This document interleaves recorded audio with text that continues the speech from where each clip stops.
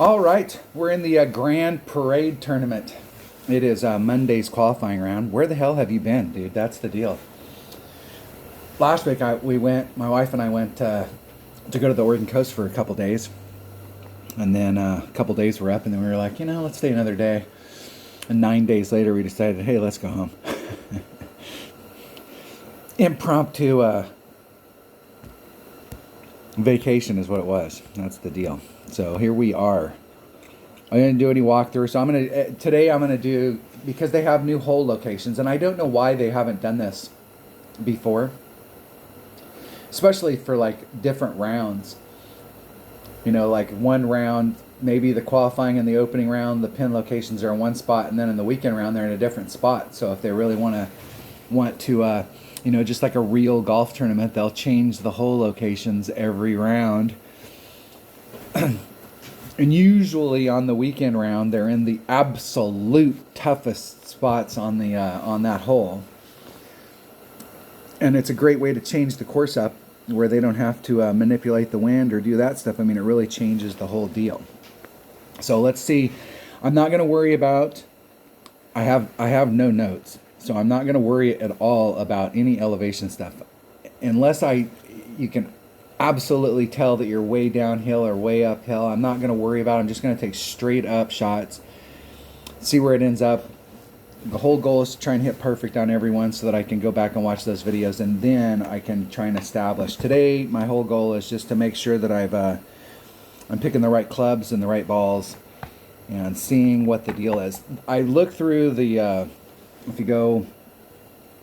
flyover, and looked at the hole locations, and several of the holes, there's a couple of the par fours here that, like the old hole location, man, they're super makeable, but where they put it, it's definitely going to be harder. It's on a hill. But there's several of the holes that the hole location may make it a little bit better, or it'll open up one shot more than another, or it'll it's taken out. It seems like one of the par fives, it kind of took out the dangerous ass rough bump, and so we'll have to see as we go along. All I've seen is what I got in the flyover, so we'll have to look at it. So we're on hole number 1. This is in Parc de Paris. Parc de Paris. All right. So the whole location here being this spot right here, the whole location now I think is kind of more in the center. So if you're coming at it from this direction, it might be a little bit better. If you're up in this area, even though this is all downhill, I mean, it doesn't look like it here. It kind of looks like it's just flat, but this is a pretty big hillside here. And coming at it from over here could be a little bit difficult. So I'll be curious to see like how that changes the approach shot. But you really have 3 ways to go here, depending on the clubs and the balls that you want to bring out. So especially if you've got lower developed clubs.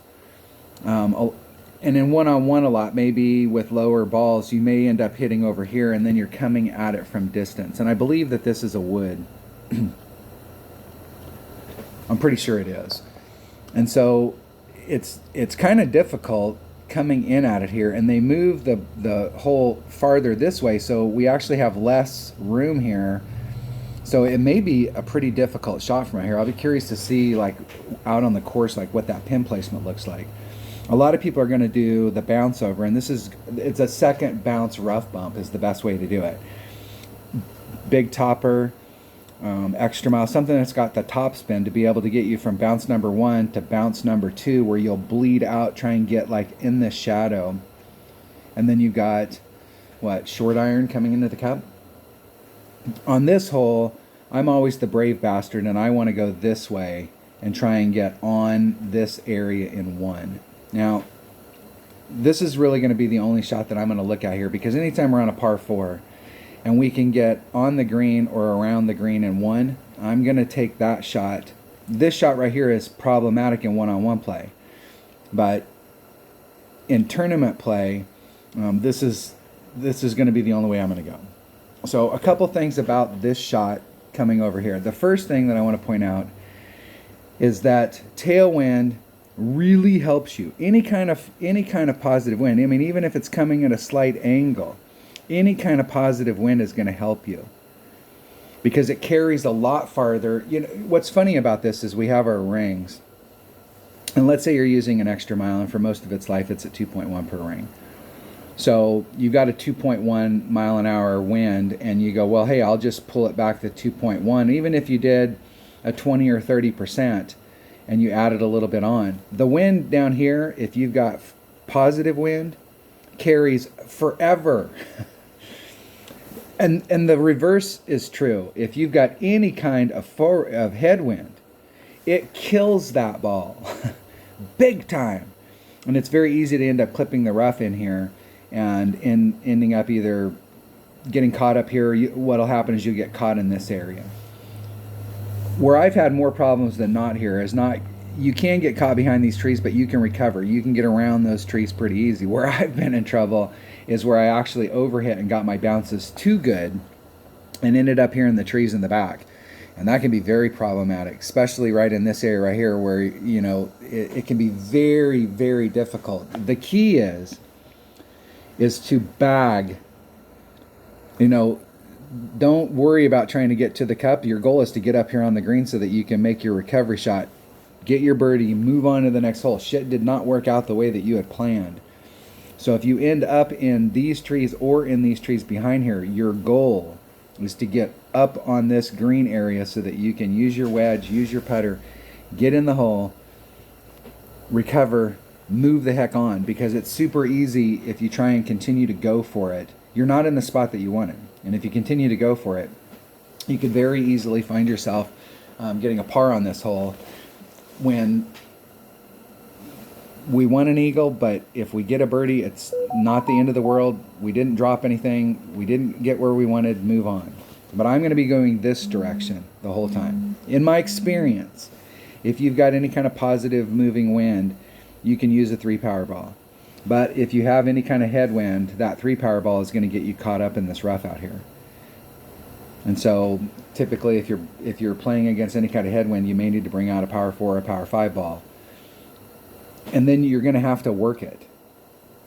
So this may be one of those holes that you're going to have to work depending on what ball you're using. So you may have to develop several different shots. And that's one of the inconsistency things here, especially when we got variable wind, is that one round you can kill it. And then the next round, because the wind has changed, you know, how much overpower do you put on overpower? What kind of ball do you use? How much are you going to do it? So this shot right here is a risk versus reward. The reward is that you get up on the green in one. Okay? The risk is that you end up out here in the rough or back behind the trees, and you just have to recover to get your birdie. This shot from back here, this is a hard shot to get to the cup, and I think with the green plate or the pin placement that it made this shot out here even worse. I'm not sure whether it's made this shot better or worse. And there is some risk versus reward here too. I mean, it takes you've got to clip that rough in order to get the second bounce rough bump in order to stop you. Otherwise, you could end up in a little bit of trouble. It's not that you can't recover from over here. You really don't have anything in your way. It's just you may not have the optimal shot. This shot, though, there are some risks involved in it. So let's go out there and take it. Let's take it. We'll play. It's going to time out on me. I spent so much time there. I'd like to give a shout out to Dale Appleby. He had a video on yesterday. He was shooting live stream, and I joined it for a while, and then I was cooking. My family was coming over, and I was cooking for most of the day. We got home, and I cooked for everybody, and I had to jump off of it. But he was talking about the changes in the game. And the deal is that there's a lot changes in these games or how they do stuff. You know, you just have to roll with the punches. Shit's going to change. That's the deal. I'm always confused about some of the changes, like, especially in the United States. I don't know how it is everywhere else in the world, but we tend to do a lot. We tend to change things because we want things. We can say, hey, we made changes. This is new. But the changes don't improve the experience. So with that kind of wind, we got a 4-2 wind, so that should be 2 rings. Now watch where my rings are, where that orange ring is, and then I'm going to hit probably on the outside of my blue ring there.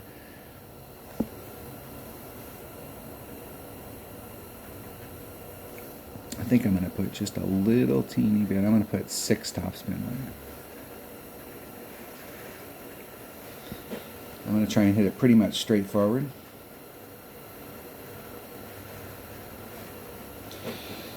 And that'll probably put me in the trees on the other side. I might be able to squeak through. Too much topspin. What was I talking about, these trees back here? A little too much topspin. Go back and rewind the video and see where my first bounce was in that fairway. I mean, it carries, if you've got any kind of forward moving wind, it's going to carry. Some charts may tell you it's, 20-30%, but it's like, to me, it almost carries twice as much. But he was talking about changes in the game, and there's a ton. These games are going to change, but I just don't think that all the changes they make improve the experience. And the whole deal is that you've all heard that saying, if it ain't broke, don't fix it. And I think a lot of times on our end, we're like, how is that broke? But on Playdemic side, they have some reason why they believe it's broke. So the deal here is just get yourself back out on the course. Now I could curl it around that tree, but that other tree, this tree's in my way, and that may or may not work out for me.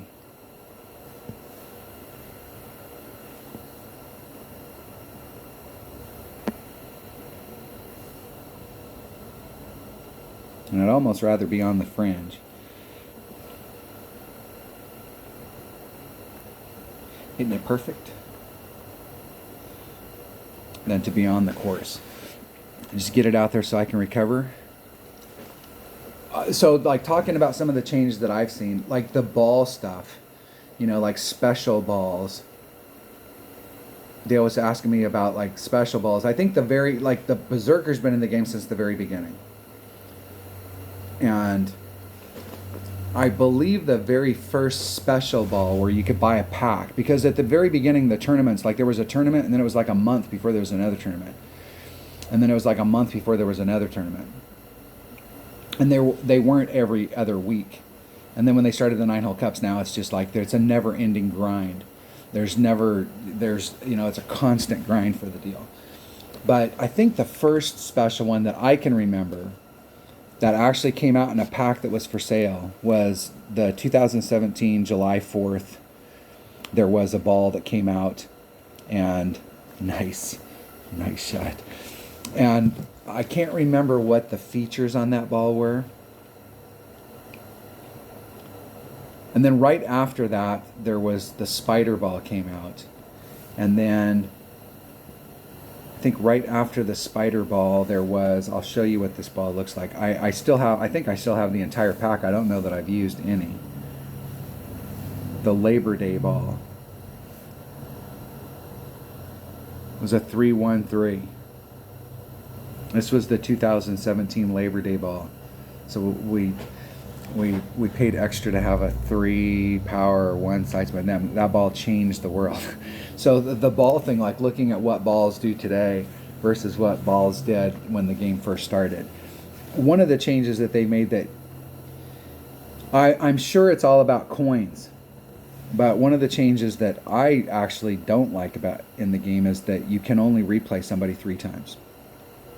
It used to be you could replay somebody. So, I mean, if you got somebody, not just in a friendly, but if you got somebody out on the course and you wanted to play and they wanted to play and they recognized that you were out there just trying to have fun, or maybe you were practicing for a tournament and you were looking for holes and they were practicing for a tournament looking for holes, you could play all day. But you can't do that anymore.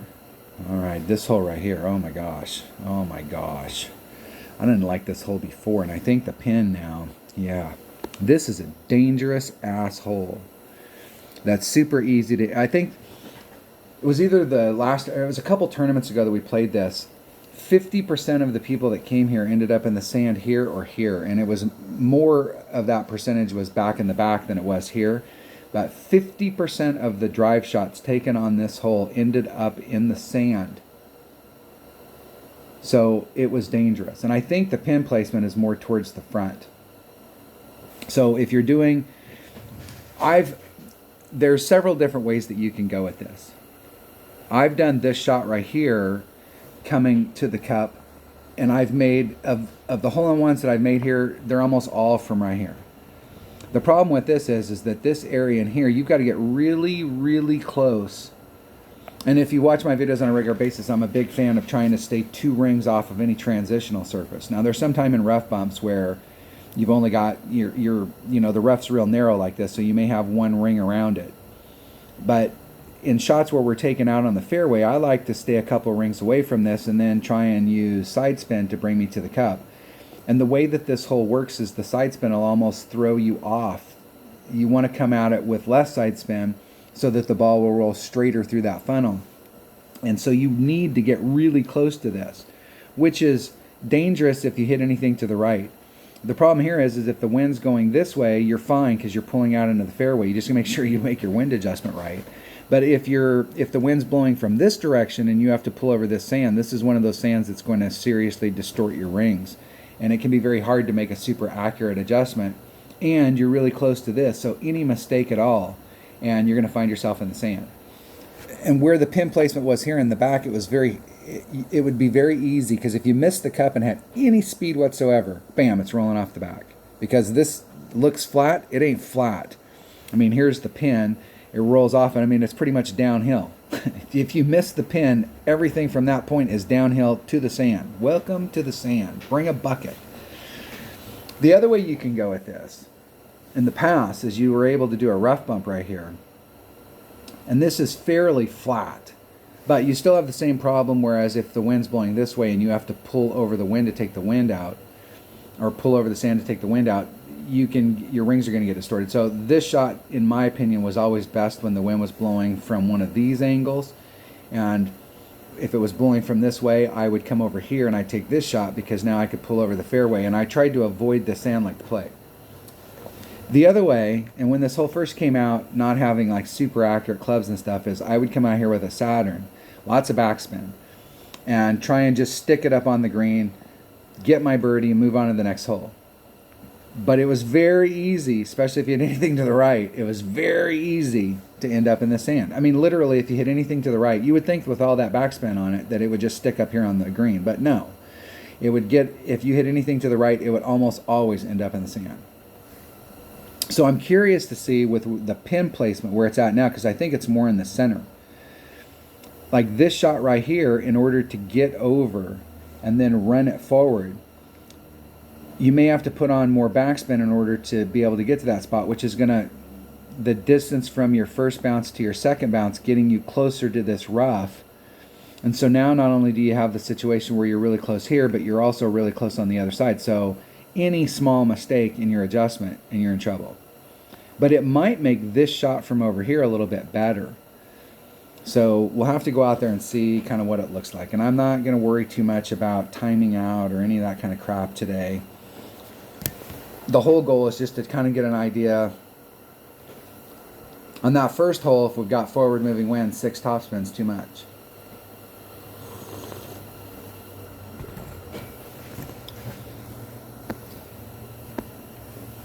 So if we take this shot, you can see, like, in order to get it where my second bounce is going to be, I move it just a little teeny bit.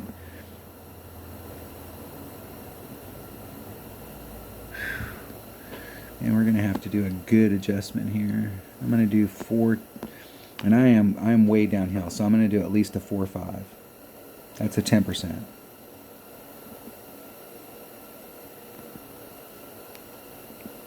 Let's see if I can hit it perfect. Hitting it perfect.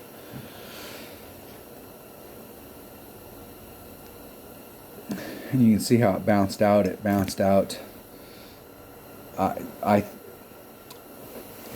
There's probably a spot right there, but you could see, like, I moved the ball just a little teeny bit one way or the other, and the tail jumped way to the left or the right. There may be, if you bring out a big enough stuff, where you can do a rough bump right in front of the cup. That's not my typical cup of tea here, because we're not on because it's on such a big hillside that if you hit it just a little bit wrong, the ball will just go straight up in the air and end up in the sand. If you hit it a little bit forward, when it bounces out of that, it can do that slide across the green, and you can end up on the other side.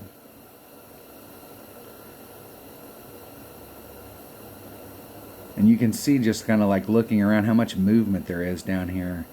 This is going to be this. I think that this hole was already dangerous, and I think this new pin placement's probably made it even more dangerous.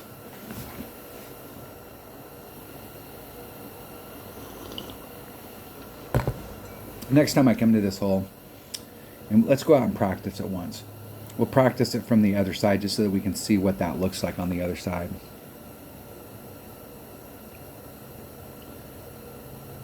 We'll go out and practice it and not worry about whether we time out or any of that stuff, and we can see, like, is there a rough bump that's up in the front? Before, I'm not sure that that was something we wanted to do because we'd have to put so much topspin on it to get it over to where the hole was. Now let's go into the practice room. Let's go into the practice part of it. And we're going to enter practice, yep. Yes, sir, we want to enter practice.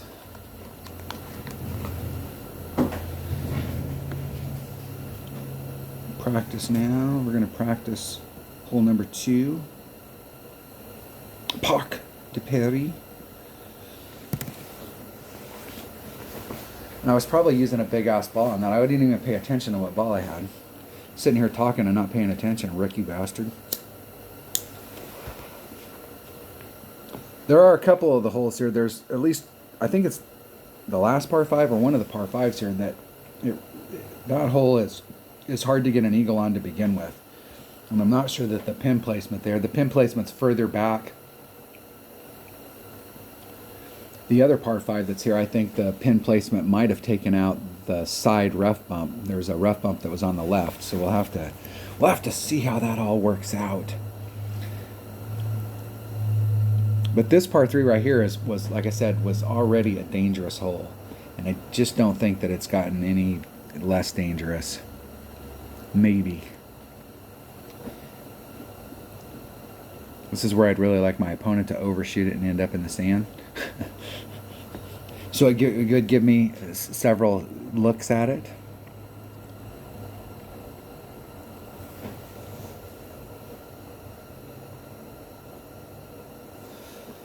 Let's see if my opponent can get it up there. 2 ring great to the left. Whew, and look at how close they were. How close, if they would have hit it perfect, it would have, the first bounce would have been in the sand. All right, let's switch to a Quasar. I did bring last time. Is there a rough bump right here? Is that a narrow ass rough bump or what? That, my friends, is narrow. And see, if you're over there, you're getting pulled off. I mean, there is a little teeny spot right here, and you really want to know. One of the things I am happy about is if you wanted to do this, it doesn't look like the rings are getting too distorted. Let's try that. 3-6. I'm just going to do a straight up 3-6. There's 3-6, and we'll see how far off that is. Hitting it perfect. And I missed it, so the wind there was definitely pushing it forward at least at 10%. But that was, I was half a ring. I mean, that's only, shit, there's very little room there. That was at least a 10%, maybe even a 20.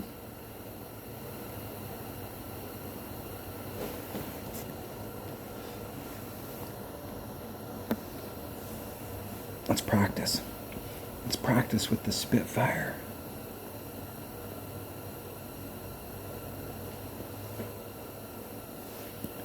If I can get this shot, if I can hit it perfect, the wind's really not going to be a factor.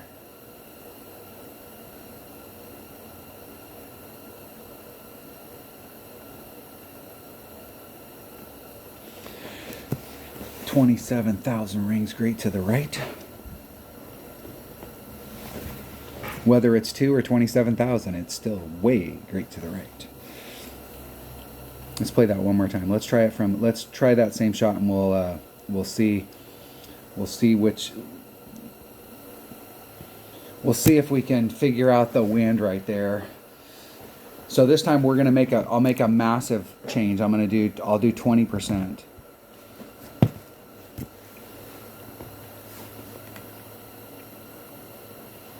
Because where I hit, we'll see where the rings are, because it clearly, I mean, it wasn't even close to being like right on the edge of the rough and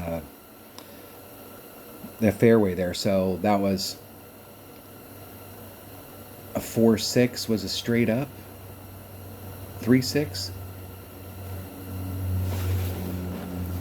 Let's see where we're at. See if we can figure it out, or at least get a working number. Okay, we got a similar wind from the other side.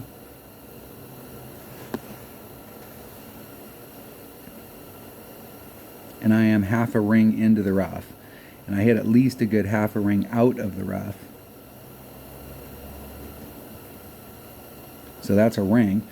So that's 30%. So I'm going to just do the 20 at 4.1 would give me 5 rings. It's 4.92, but we'll say 5 for argument's sake. Who the hell's counting? Let's see if we can hit it perfect again so we can get another good read on it. Hitting it perfect.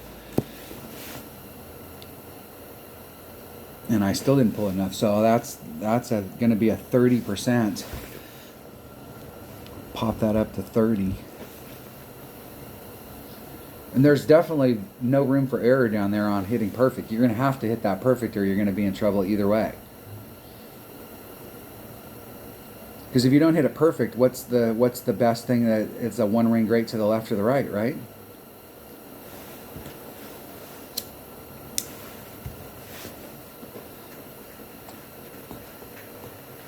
And in this situation, that would be like another, if it's 4.0 and you're adding on 30% and you're hitting it great to the left or the right, it is bad. Bad.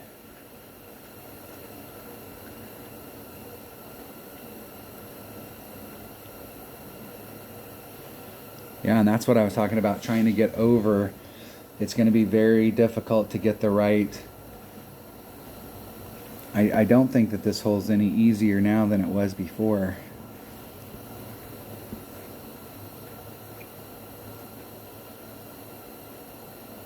I'll hedge my bet, so maybe that'll give me a great to the left and a perfect.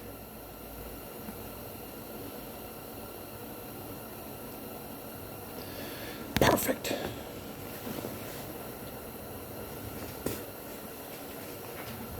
In the hole.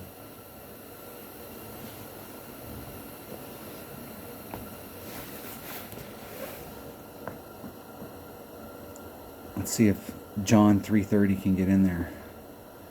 In the hole.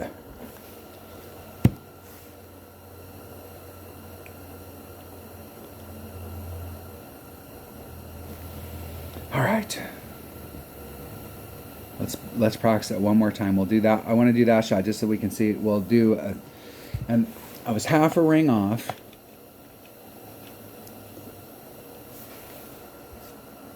Let me do some quick math here. So I was half a ring off on a perfect shot because I'm only half a ring in that area. So that's 0.5. So if I did a 30%, it might be more in that neighborhood. So let's try that one more time. We're going to waste all of our practice tokens on this damn par 3. But this par 3 right here, you want to get... Now, I'm not saying that I'm going to do this rough bump because I don't know. I think you'll have to hit it perfect or you're going to be screwed. But just so that whatever wind number we're doing down there may be the same wind number we'd use for the other shot. So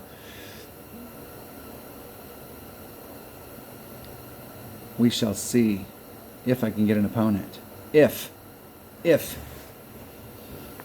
What other changes? I was talking about changes. What other changes have been in the game? What I don't understand is that there's changes that we've asked them to make that they literally refuse to make. We've asked them for the change of, like, even though they don't have packs of 9 anymore, if you get to a number, if you have your ball inventory and you get to a number that's divisible by 9, it'll pop it up and ask you what ball you want to use, even though you've already got a ball picked. They changed it where we don't have, like, you have so many packs of those balls. Now you just have a number, 904 or 7 or whatever it happens to be. But they still ask it. We've asked, like everybody's been bitching about that since the game came out, it's funny because there's some things that they won't change. They refuse to change, but some stuff that we ask them to change, they won't.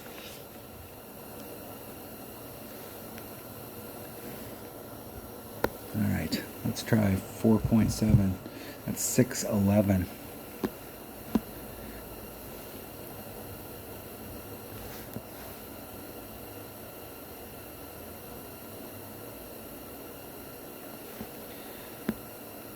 Okay, 6.11 rings.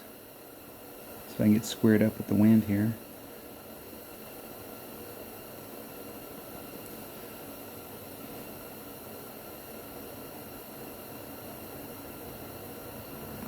Hitting it perfect. Let's see if we can hit the rough this time. Nope, still didn't hit the rough. So that shot right there, and I think right there is partially because of the wind angle and how the rings got distorted, whether I pulled it enough.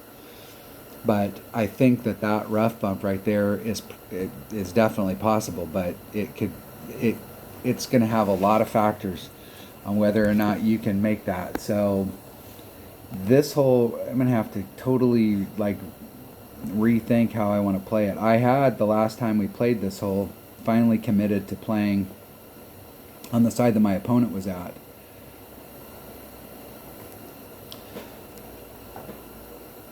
Better hit the flagpole. It didn't. And the wind pushed it off, even though I was that close. There was a wind effect. Funny. Go, go, go, go, go. So you can see that hole is going to be problematic. I'm almost thinking, let's get back out of here. Let's go look at the image of it. I'm almost thinking that I'm going to go back to my evil old ways. And if you watch my channel for a long, long time, the par threes, anytime, like these par threes are what eat your lunch. This is where you can really drop shots in the game because you end up in a spot just like that where you're in the sand, in the rough, and you don't get a birdie on a par three. And the par three is what ruins your game. You picked up the other shots you were looking for, and what killed you in the round was the par threes. And I've had that happen, especially when I first started playing the game. And some of these par threes are dangerous as hell, especially if you've got lower developed clubs. And I'm thinking that I'm probably going to start off here in the flat and give myself plenty of room for maneuver. And if I have a good shot of going towards where the cup is at, then I'm going to go towards the cup. And if not, I'm going to put myself up here and get my birdie and move the hell on and because if this hole pans out and it doesn't look like it's going to be any different than it was in the past, it looks like it's even tougher than it was before. If this hole plays out like it did before, and 50% of the people that are on here end up in the sand. Now, it's not that all 50% are going to miss their recovery shot, but a huge percentage of this 50 is going to miss the recovery shot, just like I did right there, and they're not going to make it. That this is a hole that I would rather let my opponents fail on. I get a win by getting a birdie, and I'm going to let my opponents fail on this hole because there's going to be a whole lot less hole-in-ones than there are going to be people getting pars. A whole lot less. So this might be one of those holes where I let my opponents fail and I stay conservative and get on the green, get my birdie, and move the hell on, as opposed to trying to get tricky with it. And so I'll have to work on this, but I think maybe coming out here where you've got plenty of room so it doesn't really matter which way the wind is moving, you can go at it. This is a hole to work on. That hole's definitely not any better than it was in the past. For freaking sure. But there was a really good hole-in-one shot from the bounce over before if you were brave enough to do it, but they may have taken that out. All right, hole number 3. What is hole number 3? Hole number 3. Let's make sure we're looking at the right hole here. Hole number 3. They don't always play them in the order that's on here. This is hole number 3. The big par 5. Now, I'm not sure where the pin placement is on this one. I can't remember. And there's several different ways that you can play this. And in my opinion, if you're playing one-on-one, typically you're over in this area just trying to drive it forward. Now, you can try and get way up here, and if you end up in the rough up in here, you can recover. You can go from here if you've got a Nirvana and bounce off of this and try and at least get over to the other side so you got a short chip. My typical play on this has been, if you bring out a power 3 ball, is to get to, there's a lamp post right here, and that lamp post is throwing out this shadow. And my goal was to get up to without shadow where the lamp post is from that spot. If you have a power 3 ball and the wind is blowing positive, it opens up a small little window right here where you can get your sniper and run it up to the cup. And the way that the green is set up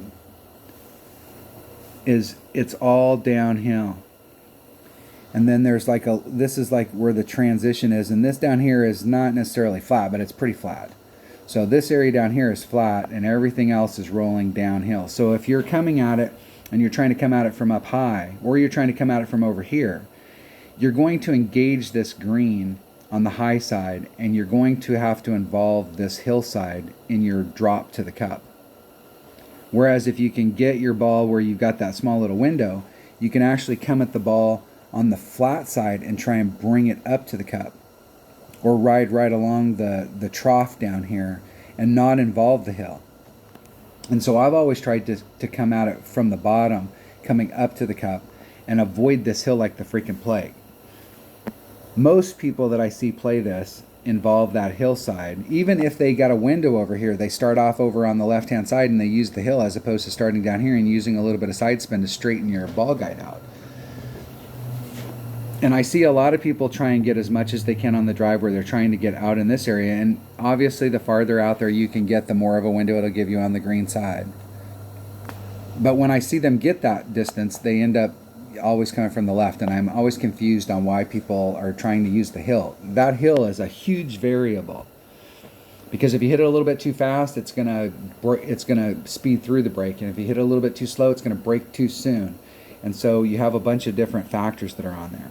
In one-on-one play, I almost always hit with a big topper from right here. And you can do it with a low power ball. And you can just try and weave your way through here. The problem is on your second bounce. So if you're off on your first bounce, it's not going to affect you. You're still going to get your first bounce. But if you hit it great to the left or the right, especially if you're using a big topper, it's going to be massively off on the second bounce. Because one ring great to the left or the right here is like two rings great to the left or the right on your second bounce, and you're going to almost always end up in the rough. And from down here in the rough, it's going to be hard to recover. You might be able to make this area with your Nirvana, but you're not going to be able to get over. It's going to be very, very difficult. Typically, you'll lay up here and then try and go at it. And this is not a green that you want to have to come out from distance, because it's just tough. I mean, it doesn't get any better when you're up close. I've seen a couple people trying to hit down into this area, and I'm not exactly sure what the hell they're doing. I'm not sure what the benefit is down there. Hold on 1 second. Hold on. All right, I'm back. Work. So if you're coming, I think this is where I left off. If you're coming over here with a lower power ball, probably your big topper is your best bet, because it's got more topspin. And if you bring out a power 3 ball, depending on which way the wind's blowing, there is a window over here on the other side. And in this particular, especially if you've got any forward moving wind, a Kingmaker works a little bit better, because in order to capture this area, your ball guide's going to be going off here, and you need curl to bring you back around. An APOC, even if you got like an APOC 4, something that's got a little bit more curl than an extra mile, it might work out better if you're trying to get to the other side. But with a power 3 ball, your red line's way up here. So if you're dealing against a headwind, you're going to have to pull back from the red line in order to capture this spot. And when you're pulling back from the red line, typically, you'll be able to net more forward yardage with a big topper, because your big topper's red line's going to be down here, than you would with your extra mile from here. So if you're hitting from this area over here, it's typically a big topper shot, but you take the risk of, if you don't hit that drive perfect, you're more than likely going to end up in the rough on either side, one side or the other, whichever side you hit it on. My goal is just to get to right here. I'm not trying to get greedy as hell. I just want to open up that window down here so that I can go towards the cup. And I'll be curious to see, this is the one hole I don't remember doing the fly through where the cup is now. Whether they moved the cup further up the hill or they put it down here in the flat, I can't remember. So I'm just practicing today, so I'll take my extra mile. If we've got a forward headwind, I may bring my Apocalypse just because it has a little bit more power. I don't like to take this drive shot with overpower. And the deal is you don't need to. You typically do not. These are those types of shots that I just don't like to use overpower on them. This wind's going to be fine for us. We can use the wind a little.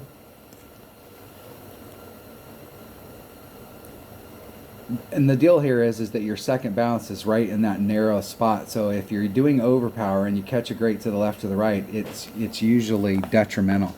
Now, if you bring out a really big power ball, then your first bounce is going to be here, and your second bounce is going to be beyond this narrow spot.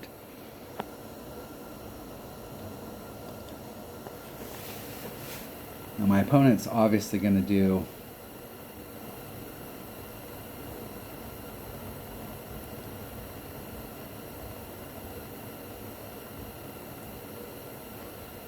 something. And then by pulling out the Apocalypse, they can go much farther to the right, where the fairway's fatter. So if you catch a grate to the left or the right, it won't kill you as much. And they're getting right to the area that I want to get to. That's the spot. The spot. The power 2 ball here is not necessarily going to hurt you on the drive. Where you can find yourself in a problem is on the second shot. It doesn't give you that little window on the other side.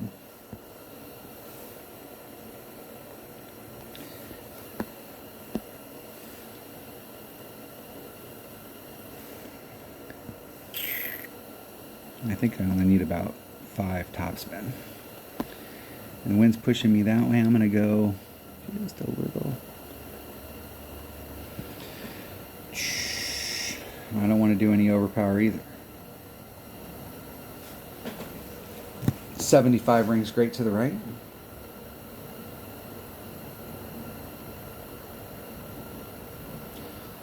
A little short of where I wanted to end up. A little short. I'm gonna see where that pin is. And where did they move it? They moved it farther back. They moved it farther back, but it's even more on the flat.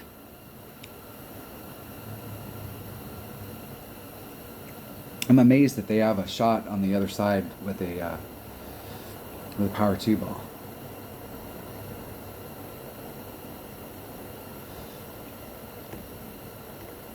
Because I've been in the spot that my opponent's in a billion times, and if you're in that spot,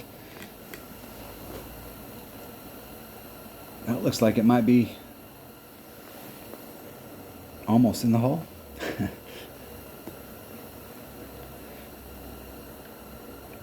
And the green is now on a little bit of a mound.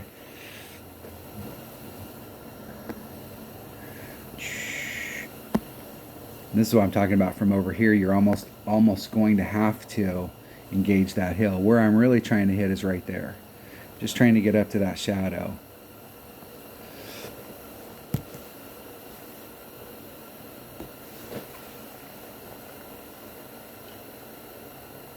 Don't hit the drive shot 2 rings great to the right. Obviously, if you're out in the fairway there, you can easily recover, but the deal is we want to give ourselves a better shot at the cup. We'll see. I've hit a lot of Albies on this hole. This is one of my, I like this par 5. It's difficult, but I've picked up a lot of Albies, and this is what I'm talking about. I'm using a power 3 ball, and I'm in the same spot my opponent's in, and they were able to get over here with a power 2 ball. It seems weird. I have to go back and watch.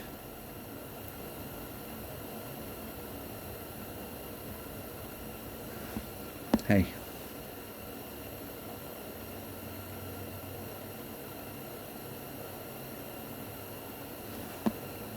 3.8. I'm just going to move it 3.8. I'm going to move it 4.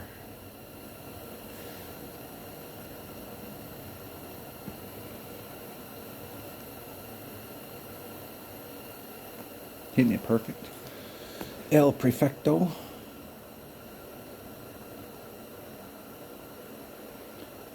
Almost in the hole.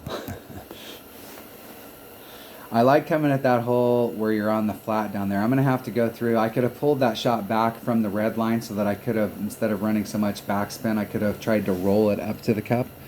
And I'll have to take that a couple times just to see what the deal is. I don't normally like to come at it with that much backspin. But when you're on those hillside holes like that where you've got a lot of hill, sometimes if you put on backspin, you can avoid getting involved with it, because if I pulled back here and I tried to run it up, then I'm definitely involving speed with the hillside more. Whereas if I'm up closer, my first bounce here, my second bounce here, I'm taking a bunch of this hillside out.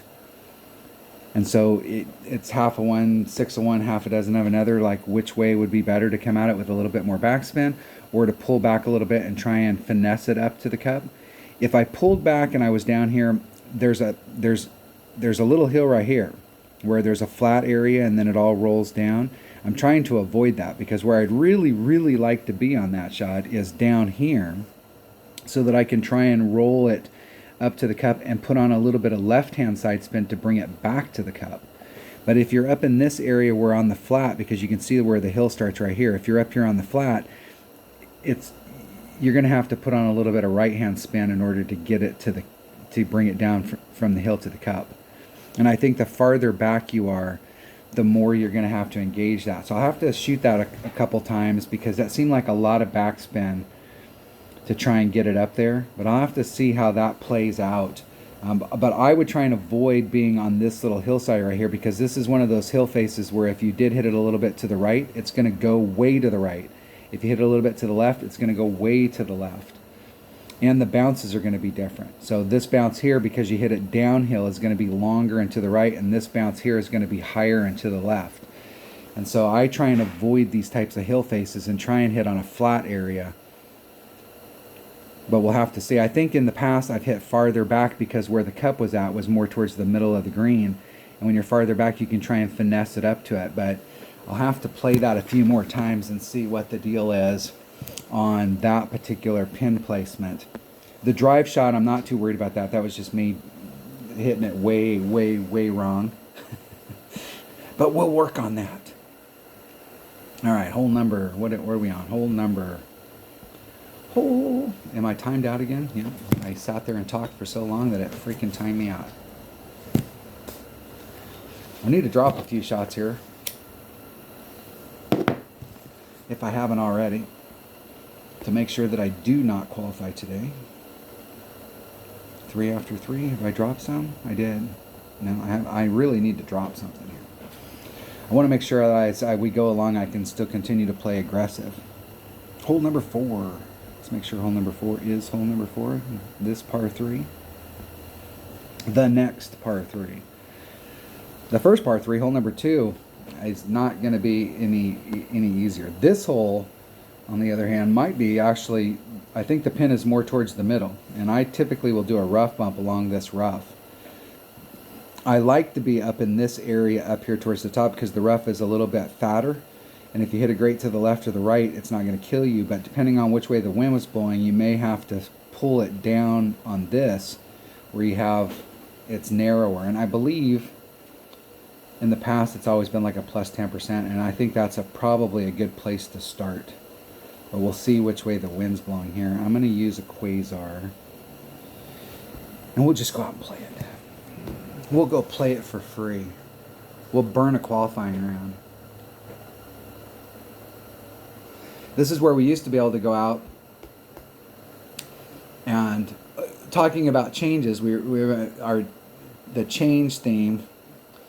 This is one change that I do not like in the game, where we're now out here and we don't win chests. There's opportunities where we're out playing and we can't win a chest. No more shootouts. I like the shootouts. I thought that gave everybody another chance to practice. Sometimes I didn't feel like practicing on those par threes because I didn't want to burn my hole-in-ones, and I would just forfeit. And that's part of the reason why my win percentage is like 53%, because I forfeited 1,000, 1,500 matches. So you can never really look at somebody's win percentage and get an idea of how good of a player they are. That's kind of what they really should do if they wanted to, if percentage was really going to be a factor, is show your last 100 matches. Like, where are you at now? Like, this is your game, every game you've ever played, but in your last 100 matches, especially when you move up to a new tour, because it would really be helpful to you to be able to identify whether your win percentage is where you'd like it to be or not. 2.8. I don't have my calculator out. So I'm going to just do 10%, which would be like 3.1. Got plenty of room in here.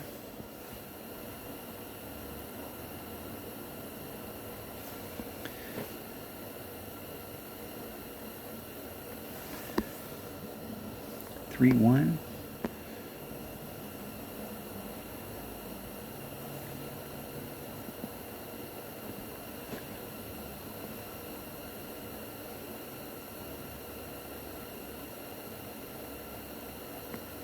Hit one ring great to the right.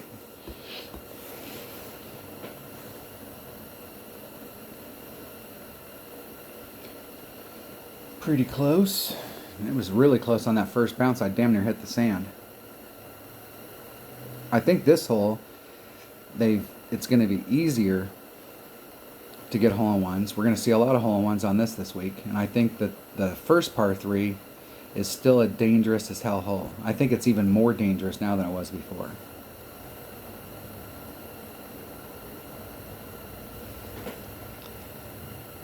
I think on that first par 3, maybe the back sand is less in play, but I think that the front sand is definitely more in play.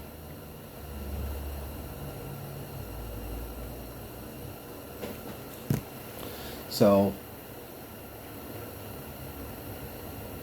I caught a guy one time when we were both out there using a qualification round as a practice round, and I missed the putt, and then they missed the putt, and then I missed the putt, and they missed the putt. I think we were at plus 24, but we were both trying to hit off the green so that we could get back out on the fairway and try our approach shots. But that particular green on that hole, you couldn't get off of it. It was in a bowl, and you couldn't get a putt strong enough to get off the green. But we sat there, and finally I was the one that gave it up, and they were pretty pissed off because we could have sat. We'd probably still be sitting there playing.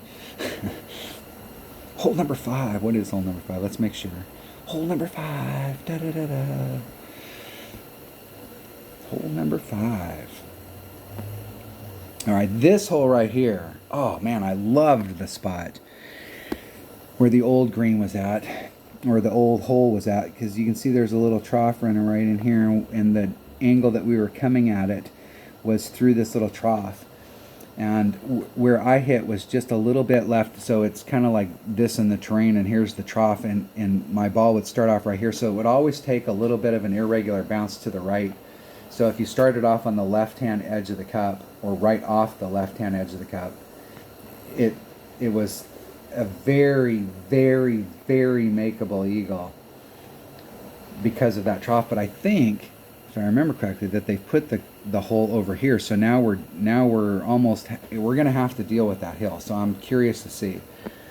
Now there are several ways that you can come at it, and in the past, because of the pin placement where the pin was, like hitting over here, it really wasn't beneficial to you. But where the new pin placement is, it might be. You may have to bounce off the island to get over. It may have opened up some shots from over on this side, but traditionally you try and get over on this side and run it up. And this is one of those areas that when your ball starts to run, it can very easily overrun and end up in the sand. So we'll have to see what angles are more playable. I almost always brought a power 3 ball here just to get me over to the other side, and it put me deeper into my short iron because it was a short iron shot to the cup. And sometimes you'll get on a hole and you're like, well, man, you don't need to bring out a power 3 ball. You can just do that with a power 2. But maybe the deal is that, yes, we could use a power 2 ball on that hole, but the Power 3 ball puts us, maybe it changes clubs. Maybe instead of being at minimum long iron, you're at maximum short iron. And I would rather hit maximum short iron than minimum long iron. It's more accurate. Or maybe it puts us into mid. So you really kind of got to base the ball thing on where you're hitting and where it's putting you in your club. Maybe you get down here and you're like, hey, I don't want to hit that. I need to be, maybe you bring out a Power 2 ball because it puts you in the spot that you'd like to be in. So you have to pick the ball that you're using based off of what club you're going to use next. Because remember, your drive is nothing more than a delivery system. Your drive is just to put you in a spot. It's like walking down on the course and being able to drop your ball in the perfect spot for the drive to the cup. Because the only shot that really matters is the drive to the cup. Like that right there is perfect. I mean, that's a beautiful spot.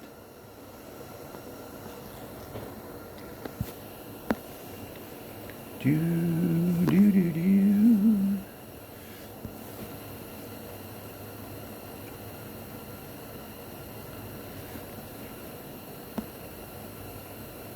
Four, 5. It's 2.1 per ring, so 2 rings is 4.2. So it's a little over 4.2. A little over 2 rings. I'm going to lean up against the nubs to the right. And I hit it to the right. About 70 rings. Which is the same as 1. And ended up rolling off into the sand. Perfect. At least a full bar backspin probably would have been better there. It rolls out a lot. It doesn't look like it's going to roll out a lot. And the pin placement's not that much different, but the pin placement was over here, so it was through this trough, and now it's on the hillside, so it's going to flow down that hill.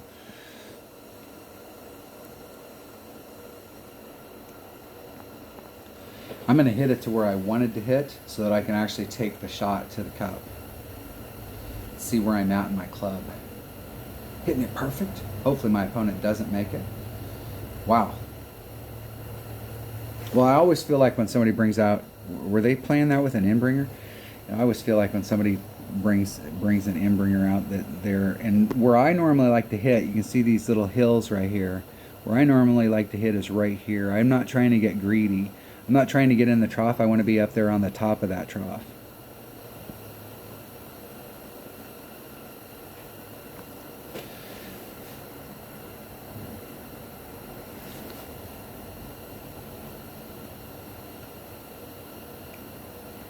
It almost feels like when you're taking that, if you're in the bottom of that bowl versus the ridge up at the top of the bowl, that the adjustment that you need to make when you're in the bowl is slightly different than the adjustment you need to make when you're up on the top.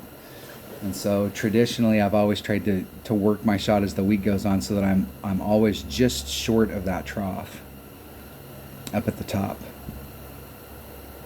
Hitting it perfect. In the hole. Recover. Nice shot. Nice shot, man. Birdie. Hey, where are we? This should be short iron range. Kingfisher, short iron. Minimum short iron. Maximum short iron. Mid short iron. So I'm eking towards the mid. And it was back a little bit further, so having to use a lot of backspin to get here is probably not good. 4.5, I'm a mid club. 1.6, there's 3.2. It's 4.8. I'm just going to do a 3-ring pull. That's 4.8. I count my Kingfisher at 1.6 per ring at mid club. Hitting it perfect. Left it a little short. What's up, baby? Living the dream. Mwah. That pin placement might be problematic. Hold on. All right, I'm back.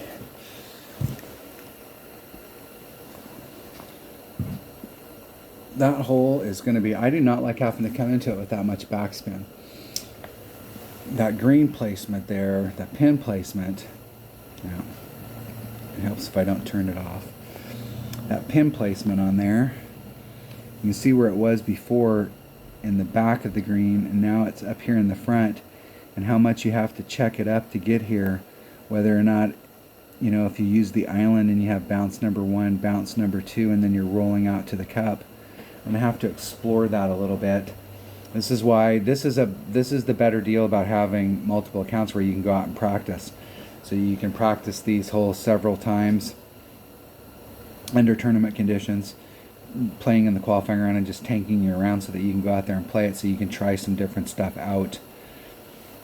I'm still not sure if going over to the other side and trying to come at it this way is any better, because this in the past hitting it over to this side right here, number one, you had to make it, if you draw the line from the tee box to these trees coming out here, you had to be on that side of the line.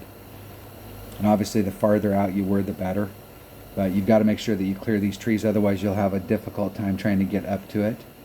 And I did find that, like, from over here, trying to get on the green and then get down to the cup wasn't, it may work out better now, because the cup is so much closer to the front of the green, where you bounce over so that you don't have to use backspin. But then we'll have to make sure we get our wind adjustment on the second shot right, so that we're not having bounce number 1, bounce number 2 so close to the edge. Because you saw on my shot, this edge right here is like this. So if you get your adjustment wrong and you hit more here, it's going to go straight up in the air. If you get your adjustment wrong and you hit up here, then it could do the scoot forward. So you really want to make sure that you hit where you're trying to hit to. It's going to be really important. But it's typically not my cup of tea to try and put that much backspin on it, unless you're just going to the green and doing a backspin shot. And backspin shots are typically safer, because you're going to end up there. Even if you hit it a couple rings bad one way or the other, you're still going to end up on the green. It's not going to roll off the back because you put a lot of backspin on it. It's going to stick on the green, but usually they're lower percentage shots. They're fantastic when you make them. They burn in your brain. I mean, they make you feel like you were the king and queen of golf. But the deal is they're typically lower percentage. The more backspin you have to put on, typically it like lowers the percentage that it's repeatable.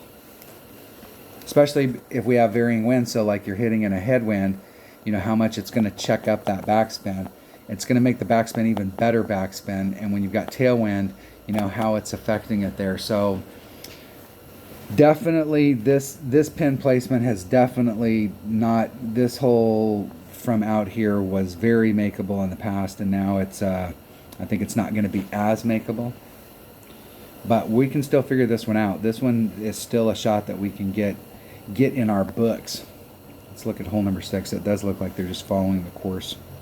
Now this hole, the pin is more in the middle. And so there's a couple ways that you could go with this. You could go all the way out here to the end. The farther you get to the end, the better, so that you could try and come around these trees. Now, I will tell you that the shot, like if you're way out here and you're trying to come around the trees and use the fairway here to bounce to the cup, this shot, I've tried this shot, and you almost have to engage the hillside, where you're trying to get up there and then use the hillside to float it back down to the cup. And there's some dangers involved. There are 2 different rough bumps that you could do from down here. Rough bump number 1 was to go, and I don't think we can get any closer, much closer. Rough bump number 1 was to go on this side of the tree and then try and bring it back around. And the other rough bump was to go between the trees and clip this rough. Now where the pin's at now, this rough bump right here is bounce is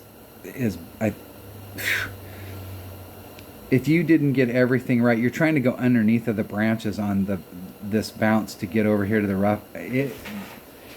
This may be the way, because now you have a much straighter shot, as opposed to trying to get to this area and then bring it to the left and up to the cup. This might have been opened up, and this may be the real way to go at it. The shot from over here, and what you'll see a lot of people do, is just trying to get out in front out here and then come around. where the pin was before, it was, once again, you're going to end up on the hill face and it's going to roll down the hill and you got to use the hill to do it. And it was always, this is a hard hole to Albie. You don't see a lot of Albies on this hole.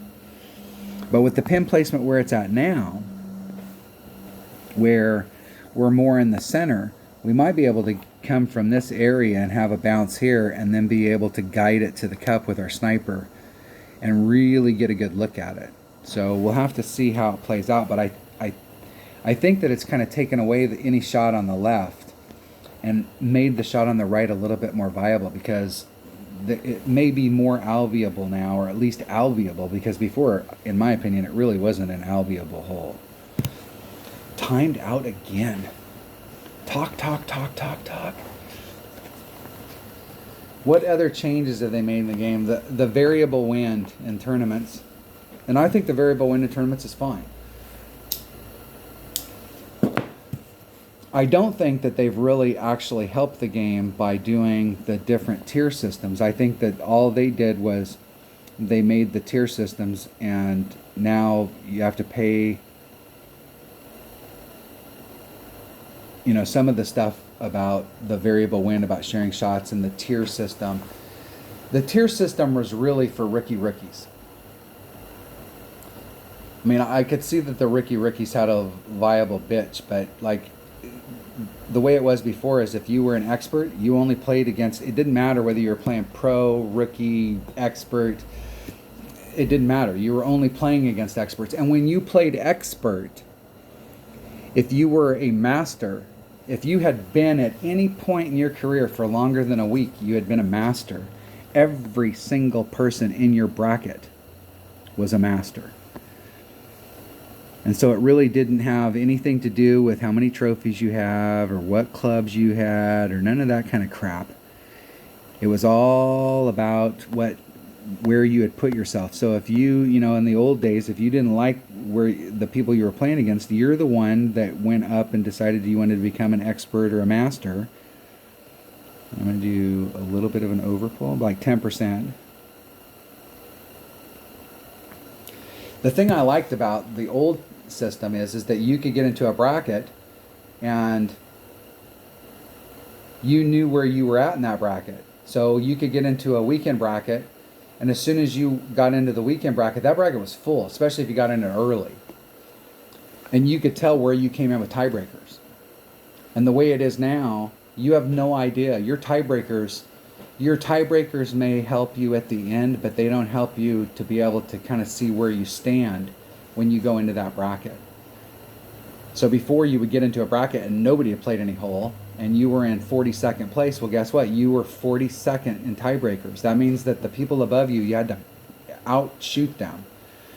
If you came in third in tiebreakers, you knew that there was only two people above you, that if you shot, you know, everybody's trying to shoot a 31 and you shot a 31, there was only two people in that bracket that could shoot a 31 and beat you. Everybody else had to shoot a 32, and it kind of gave you a feel of where you stood in your bracket, and I really liked that. Because I'm not sure how the bracketing system is now, and I've talked to a bunch of people, and I don't think anybody really knows. And Playdemic definitely has tiers within tiers, whether they want to admit it or not, and I think they do admit it, but some of that is just a way for them to manipulate the game. Now, a bigger side spin ball might help here. Let's see if I use the hillside. I could roll it down there. Now, a 3 side spin ball would probably help me a lot here. Maybe if I come out here to the flat, it'll work a little bit better. Or I pull back. I'm not really worried about timing out. I'm just trying to see if there's an angle here where I can get a shot at the cup. 3 side spin might work from over here. If I was a little bit farther in the shot, or if I had a bigger side spin ball. That's the next time. Let's see what happens if I try the rough bump.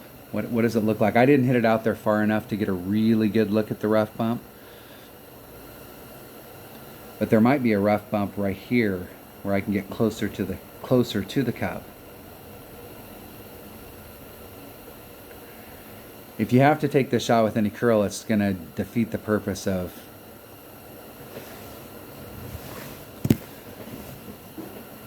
it's not repeatable when you have to use curl.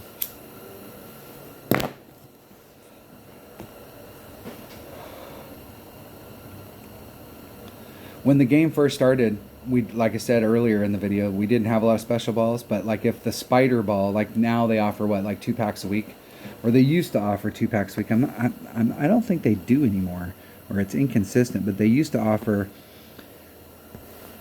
2 packs a week. And let's say the spider ball, I'll just pick a ball. Let's say the spider ball was the ball that they were offering. That was a prize in the tournament if you placed well. I'm just going to do a straight up adjustment. If I can see my freaking... If I can get to where I can see my damn rings. There's 1, 2, 3.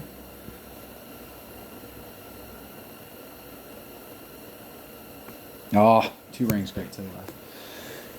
And I kind of like that, where we actually got something. That's probably the way to go at it right there. That's the rough bump. That's the shot that we need to be doing. And where I was at, I almost hit it too far. I think I might get a better look at it if I was a little bit shorter and a little bit more to the right on the drive. I would have had a better angle on that for that rough bump. But that looks like it might be the shot right there, because we can get a really good look at the cup. And I like that rough bump a whole lot more than trying to hit up underneath those trees. Playdemic really doesn't, like, if you think of other games that are out there, Playdemic doesn't, what did they give us anything at all on like the 5th anniversary? Did we get like a 5th anniversary ball, or did they go, hey, thanks for playing and we gave you, they don't really give us anything. A lot of games, like in your clan, one of the things, especially for those of you that have come from like Clash of Kings or Clash of Clans or any of those types of games where clans are a big deal, one of the benefits of being in an active alliance is if you got people in your active alliance that are buying $100 packs or $5 packs or $20 packs, it doesn't matter.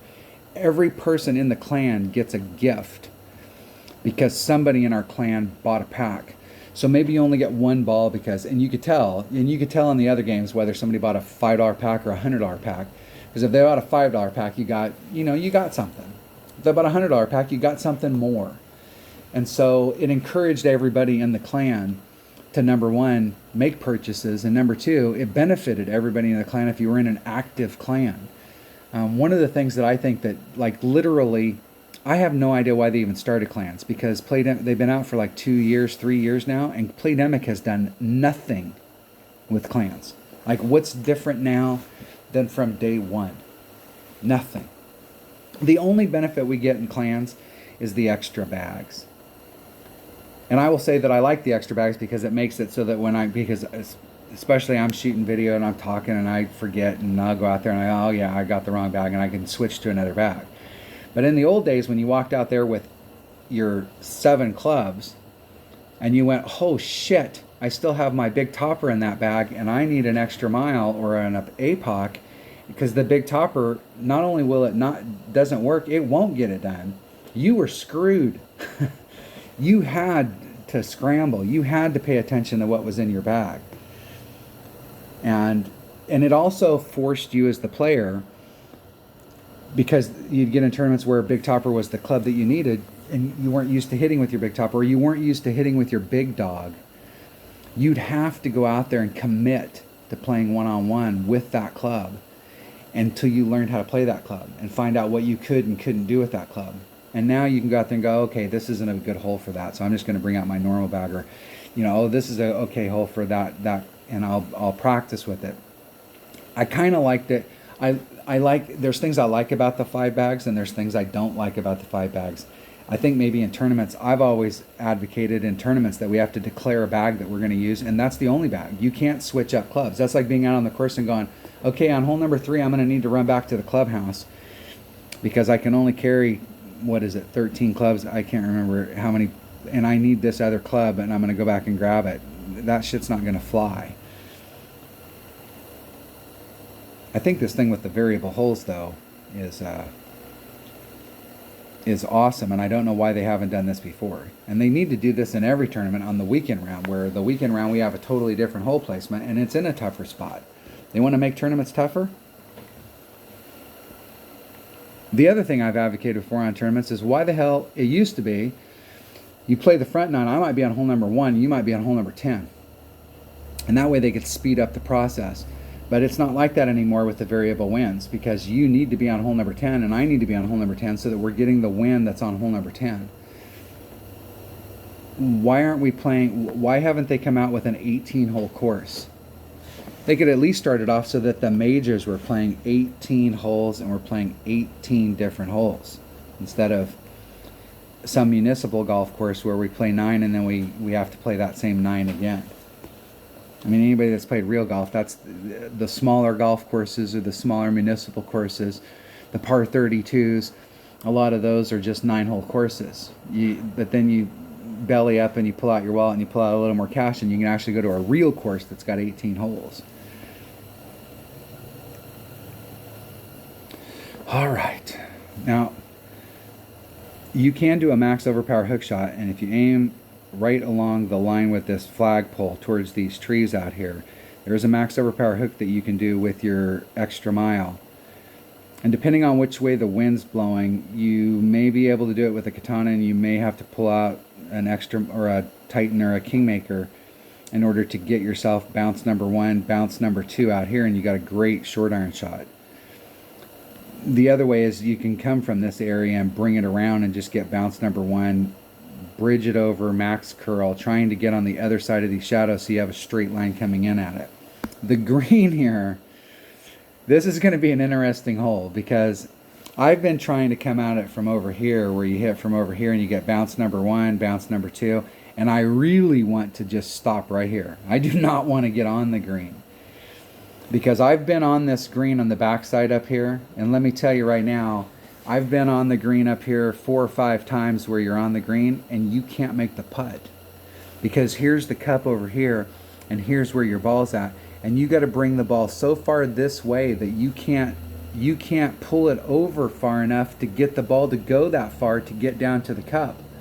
You can't just aim it straight at it, because the ball guide's going down like this, and you have to keep moving it more and more in order to get it to drop down, where you can't, there isn't enough room. Your ball's going to actually be up here in the rough. You can't make that putt. Even though you're not that far away, you can't make it. And I've been in this spot where it's like, hell, I'm on the green and 1 and I can't make the putt. Now, I know I'm not a great putter, but this is an impossible putt. Being down here, you can get this because it's on the flat down here. There's a little bit of a hill, but they moved the cup to this area over here. So we are now going to have to involve ourselves with that hill face.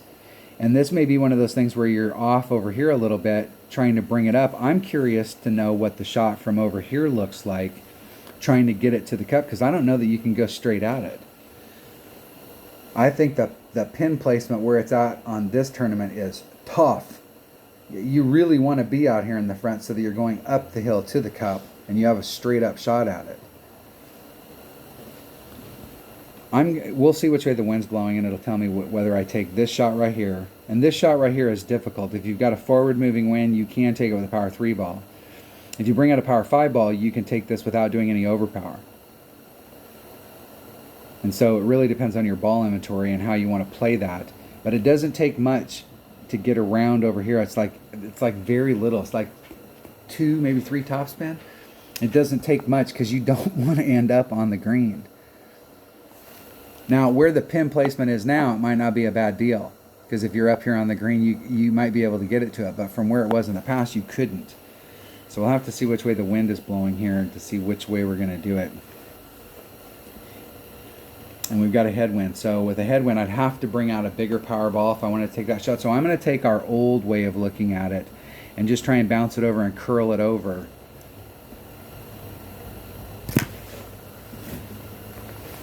And that way we can see from that side over there what the shot, because I don't know, like it was a tough but makeable eagle from the left if you were out in the right spot. But I think the pin placement where it's at now, they didn't do that side any favors.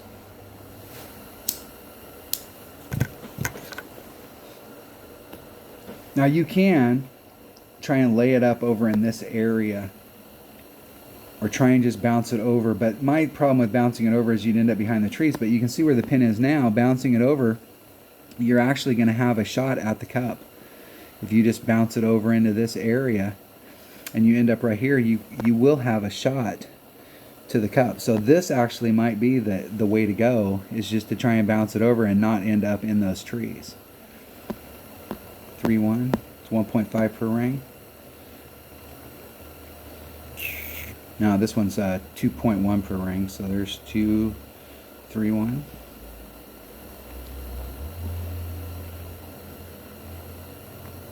Hitting it perfect.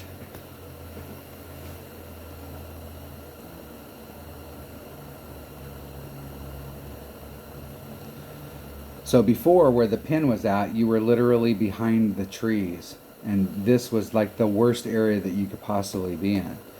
So they may have made this hole a whole bunch easier, because before you would try and come at it on the other side of the trees and then you'd have a straight up shot at it. But I don't think that straight up shot, because of where the pin is now, is going to be good anymore. I think where I'm at is going to be a better spot.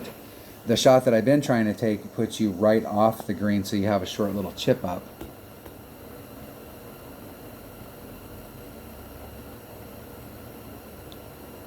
Why does that look like it's going to end up in the sand? I'm not sure why they put all that curl on there. I don't think they needed to.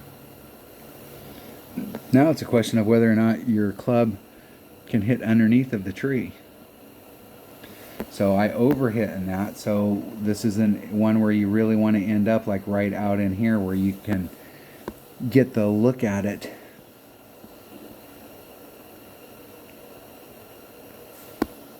Where the hell is the flagpole?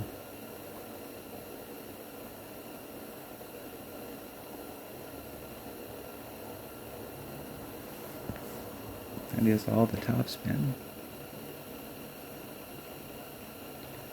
Hey, not worried about timing out. I'm just trying to see if there is an angle at it here.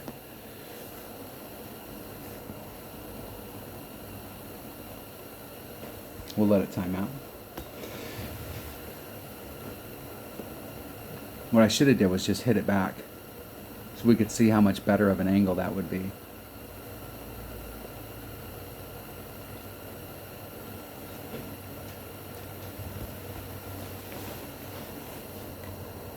So they've changed the way we're going to come at this hole dramatically. I think that shot that I took is the way to go here. We just have to get our topspin so that we don't overhit our area.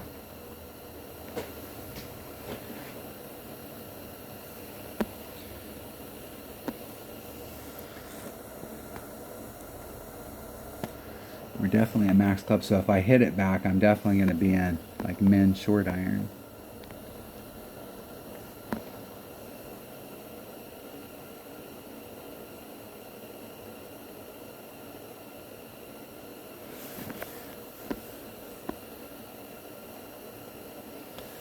I'm in about mid club, so I'm just going to move it one ring.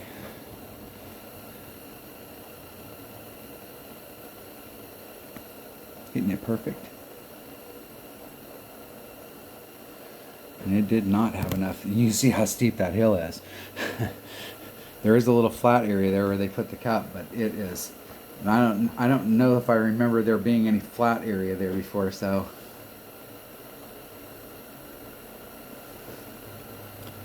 And you can see how much they are having to move it there. The hole used to be down here, and you'd have to hit it down that entire hill face. It was an impossible putt. This hole actually might be easier. It's just going to all depend on, we cannot overhit it on our drive. Cannot. Good game. Good game. So I think that the way on the right there is definitely going to be the way. We just have to watch our topspin. And the thing there is that I did that with a big topper, so you can pretty much do with any club. And it may be better to bring out a rock or a quarterback in this situation, so you're hitting with a 100% accurate club, and it doesn't have as much topspin, and obviously you're not going to need all the topspin, and try and get it so that the ball is like right here. So where was the cup? The cup being right here, so where I was at, right in this area, I have to contend with the tree. So if we're right in this area, we've got a straight ass shot to it where we have some maneuverability. So if we draw that line, we've got to be on this side of that line. Even if you were out in this area, even if you did the old-fashioned way and you just laid it up right here, you're going to have a pretty good shot. It's probably a wood from there. So I was at minimum short iron, maximum wedge from this spot. Long iron is going to be somewhere in this area, so you know, this range. So we're probably from wood out here, but we'd have a straight up shot at it. So if you got lower developed stuff or you don't want to bring out anything special, you just want to do it, this area here straight up might be the way to go. Before, the pin was here or here behind these trees, and so these shots out here trying to come in them, you were either hitting underneath the trees or having to put some curl. And I was never a fan really of trying to do this. My goal was to try and get out here in front, and that's still the viable shot, is to try and land on this side with a bigger power ball. You had to do overpower unless you wanted to bring out a power 5 ball. But trying to get into this spot so that you can get right out in front and you have a short little chip. That's still the way to maximize your eagle opportunity. But the shot from over here trying to come at it, I think this side of the fairway is completely off, like it's useless now. We really want to end up right in this area. So we've got a nice straight shot. Nice straight shot. And this is going to be dependent on what ball you want to, is where you're at in your club. So from where I was at right here, I was at minimum short iron, maximum wedge. So like if I'm back here and I have a power 3 ball, does it put me at max short iron to get to there, or where does it put me? You may want to bring out a power 2 or even a power 1 ball so that you get in the right spot of your club. And we may have more options for low wind balls with a lower power ball so that you could come at the second shot with a low wind ball. But I think we'll definitely be playing this to the right from now on. So the greenskeepers are pissed off because now this is all spectators. Hole number 8. How long has this video been? Like 6 hours? 1 hour and 27 minutes. Look at that. Now this hole, I think the cup is further back on the back, and I never ever really had a problem with the sand and the rough back here. You usually either miss the hole. When we first started playing this, a lot of people play it down in this area, and you took the big risk of getting caught up here, and it's all downhill until the flat. The cup was on a flat, and so if you didn't hit it quite far enough, it could roll back down. It would never roll back down so far that it would get in the rough, but it could give you a hard second shot because you're down here at the bottom of a hill trying to hit up to the cup, and you couldn't really see where your ball was going in. But now they've put it farther back on this green, so it may be a little more, they may have put this sand and stuff more in play. I like to hit it from almost dead center in the fairway, totally in the flat. And if I remember correctly, I was doing like a 30% adjustment here, somewhere in that neighborhood. We will see. And I don't think we have to bring out anything special. So maybe just like a nav. We'll check it out and see what the deal is. This was one of those holes that I made a lot of hole-in-ones on, but I didn't make it wasn't consistent for me. Like how it engages the green, like when it's bouncing up to the cup, it seemed like there was one of those bounces that almost always moved the ball off target. And sometimes you'd catch it just right and everything would go your way, and bam, it just dropped in the hole, and the rest of the time you were a finger width off the cup.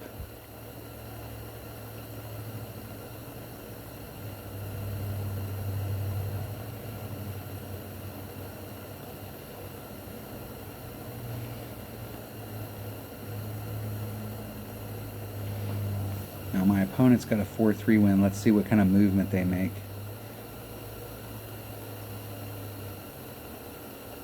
And they didn't even do 4-3. They did 3 and some change. Perfect.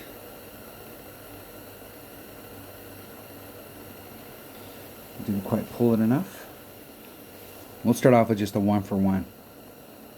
We'll see where it goes, but in the past, seems like I always did a bigger adjustment on this. Grizzly. Where's Max Club? There's Max. There's Min. So I'm about mid Grizzly, which is 1.4 per ring. Now, let's see. Mid Grizzly is 1.1 per ring. And I'm using a Titan. Why not? 1.1, so there would be 4.4 would be straight up. Let's pull out the trusty dusty calculator here.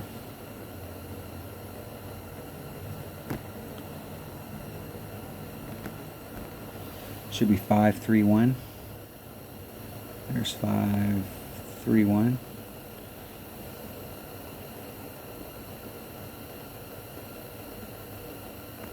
Hit one ring great to the right.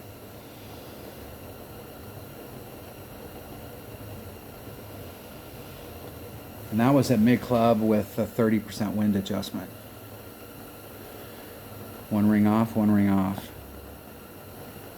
It looks like the cup is actually straighter, like we can go straighter to it, because before it seemed like we had to use a little bit more side spin in order to get it to it. And this pin placement might actually be better for us.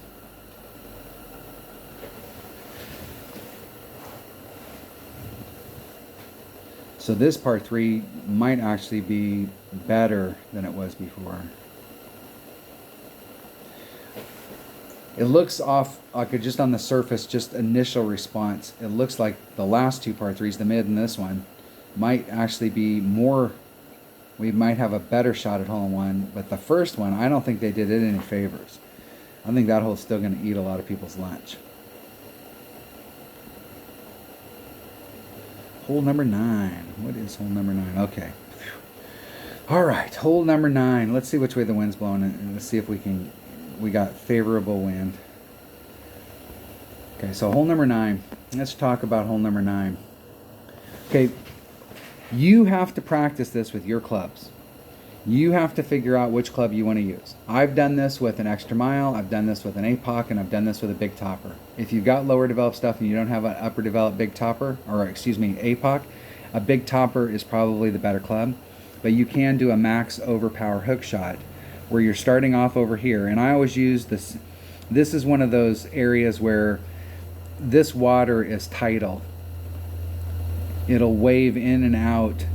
And so I watch the sand down there, and you can see where the water goes out and stops, and then where the water comes in, and I would kind of use that as my marker spot, using a Kingmaker and a big T, big Tapa, trying to do a max overpower hook shot, so that I'm aiming out in this direction, but I'm doing the max overpower hook. I'm trying to hit up here on the top, and I'm trying to get enough curl, max side spin, trying to get the ball to go off in this direction. Now, I found myself more often than not caught up in the rough over here. But from this rough, you can recover if you've got a Nirvana. Because it's got the topspin, it's got the stuff that you need to be able to get you over and up on the green, and you can recover. So this was the only thing that would kill you is if you ended up in the drink. So, I mean, and that's possible when you're doing that max overpower hook. But you've got to practice that with your clubs, because every club's going to be different. If you're bringing out a different ball, a bigger power ball, or if you don't have Kingmakers, you're using, everything's going to be different on this. The other way you can do it, if you're playing from this side, is you can just hit it straight forward and try and get enough curl to bring you around, and if you get caught up in the rough, once again, you can recover. The best way to do this is with a Apocalypse, because it has lots of curl. Or bringing out your big topper and a big ball every time, so that you can get the forward distance to get you up here. And a big topper's got a lot of curl and a lot of topspin. So if you can catch the fairway over here, you can try and get up to the front. And there is a serious Albie shot if you're up here in the fairway. Serious. Like, this is not an eagle. This hole is a birdie hole with an eagle opportunity. But if you can land yourself up here, you now went from birdie hole with an eagle opportunity to eagle hole with an Albie opportunity. And I have always played this hole from the left-hand side, because unless you get in the drink, you can recover. You're going to see a lot of people that are going to be hitting over to this area, trying to get through the trees. Now, where the flagpole was before, there was a shot through the trees where you could get the angle on the cup and try and go for the cup. But I think where the flagpole is now, because it's farther back in the green, that you're not going to have that. So basically what you're hitting from here is you're trying to hit out in front so that you can chip it in. So once again, it's still a birdie hole with an eagle opportunity, and you're trying to increase that odds. I do not like having to hit. First of all, this drive shot's dangerous as hell. And if you screw up here, you're done. Now, one of the things I see a lot of people do when they're over here is they forget that there's a fairway over here. Now, you can try and do a max overpower hook shot from this area over to here to try and at least get you over to this spot so that you can recover. Because it's not, you got a shot from over here. But I see a lot of people that are in the rough here, and then they're still trying to force the issue through the trees. Okay, you didn't make the shot you wanted. Get the hell away from those trees. At least give yourself some, try and get out into this area, or try and do a max overpower with your rough iron to get over here, and give yourself at least a straightforward shot to try and recover. I don't like the drive shot over here. I think it's super dangerous. I see a lot of people screw the drive shot up. And then what you're giving yourself is a shot through the freaking trees. And if you're not in the right spot out here where your bounces are right, this second shot, I see 50% of the people that take the shot screw up the drive, and then 50% of the people that got it right screw up in the trees. So to me, this is like a low percentage way to try and get your eagle. Although people get their eagle this way, you're going to talk to a lot of people that this particular shot, this particular direction, ruined their entire tournament because they're trying to do a difficult shot that then gives them another difficult shot through trees. Through trees. Whereas if you're over here and you just hit the ball, you don't even try and do anything. You just hit the ball here as far as you can and end up in the rough. You can get up and recover and get an eagle. You can get on in two, right off the green in two, and pick up an eagle. I mean, if your whole goal is to just try and get an eagle, I think you have a much better shot on the left. And where the pin is now, further back in the green, being back in here, I think if you're going this way through the trees, you're not going to be able to bring it around over here. And I don't think you want to hit through this shit. So really, if you're hitting to the right, you're really just trying to get an eagle. And I think you have a better shot of just trying to get an eagle if you're just trying to hit over here. Hell, you could hit up, if you brought a big enough ball, you could just try and lay your ball up here. And with a big dog or a cataclysm, especially if you could clear to this area, because those two clubs have so much curl and topspin, that you could end up just right out here in front and get a pretty easy eagle. So I'm never going to demo the shot to the left because, number one, I think that this is full of spectators and you're just hitting into the spectators and pissing them off. And number two, I don't think it's a very good shot. I don't think it's a really high percentage shot. I'm going to do the max overpower hook shot here. I'll if you have an APOC 4, I think it's when, let's see, when does an APOC get its, let's go check that out. When does an APOC get its curl?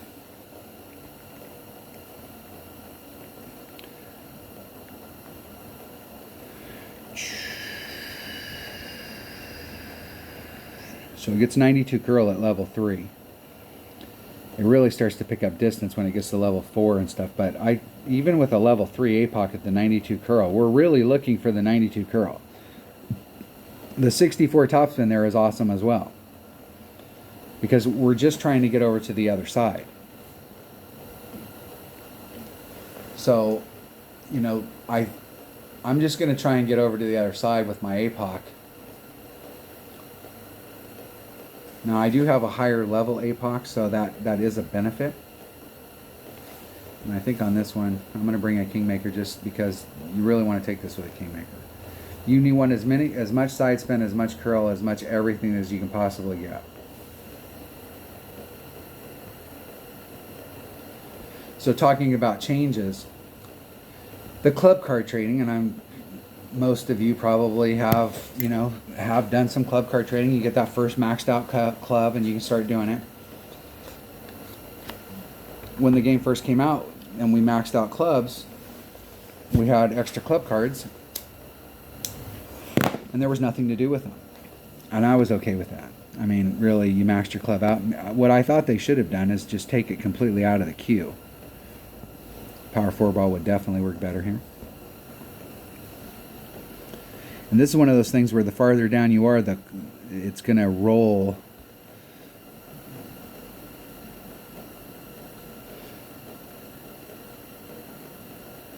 Yeah, I'm going to leave the wind in. I'm going to take the wind out and then put the wind back in. I'm going to try and hit it without any overpower.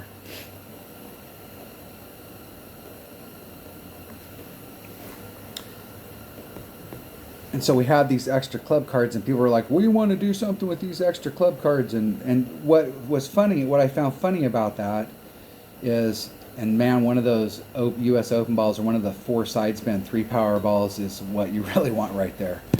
Because you can get off in that area, and you're on the fairway, and you've got a great shot. I think it's a long iron shot from over there.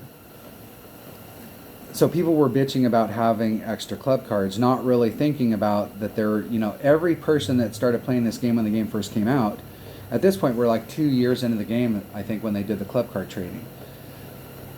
And so most of the people that were seriously bitching about it were newer players that had, I think that particular year, I think Playdemic at the time was like, in the last year, players that just started in the last year have maxed out their first club, and now you've got extra clubs in that club cards in that one club. Not really thinking about the people that have been playing for a long time, and it's like, hey, I think on day number 1 in Tommy's main account, I think he maxed out every club except for one. I think it was like 1 or 2 clubs that didn't get maxed out.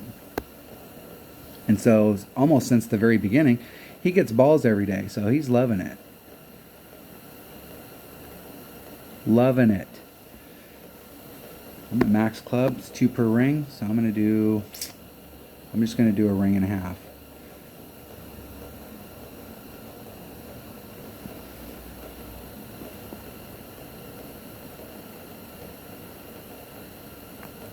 And one of the things they did was the week before the club card trading came out, they changed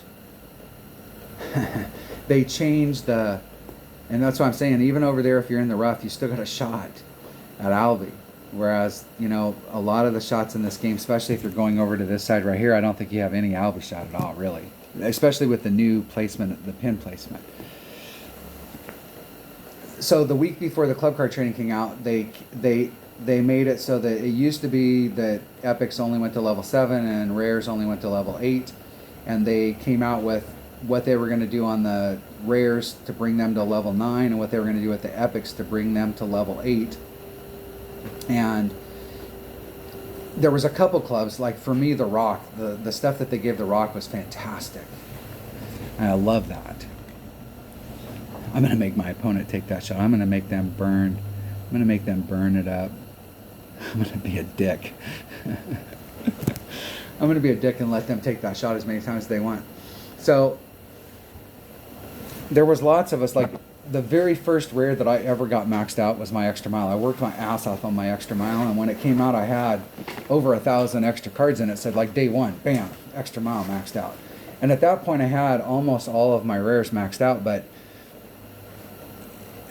you're now looking at trying to get 1,000 cards, and I'm going to see how many balls they'll waste. And I think like half of my rares got maxed out day number 1.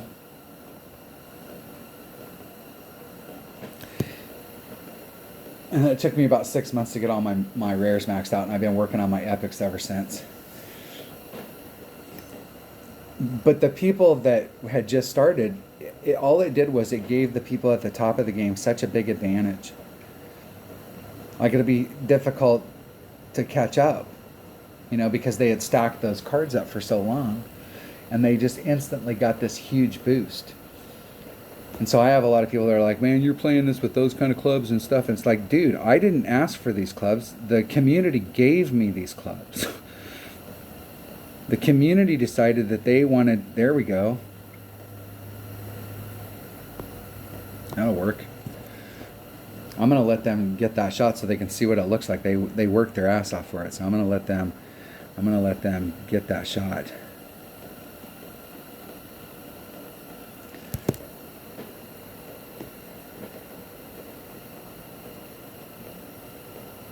I thought, and I shot a video on it. It's somewhere in my inventory back then. I really thought that what they should do with the extra club cards is we could work on our putter,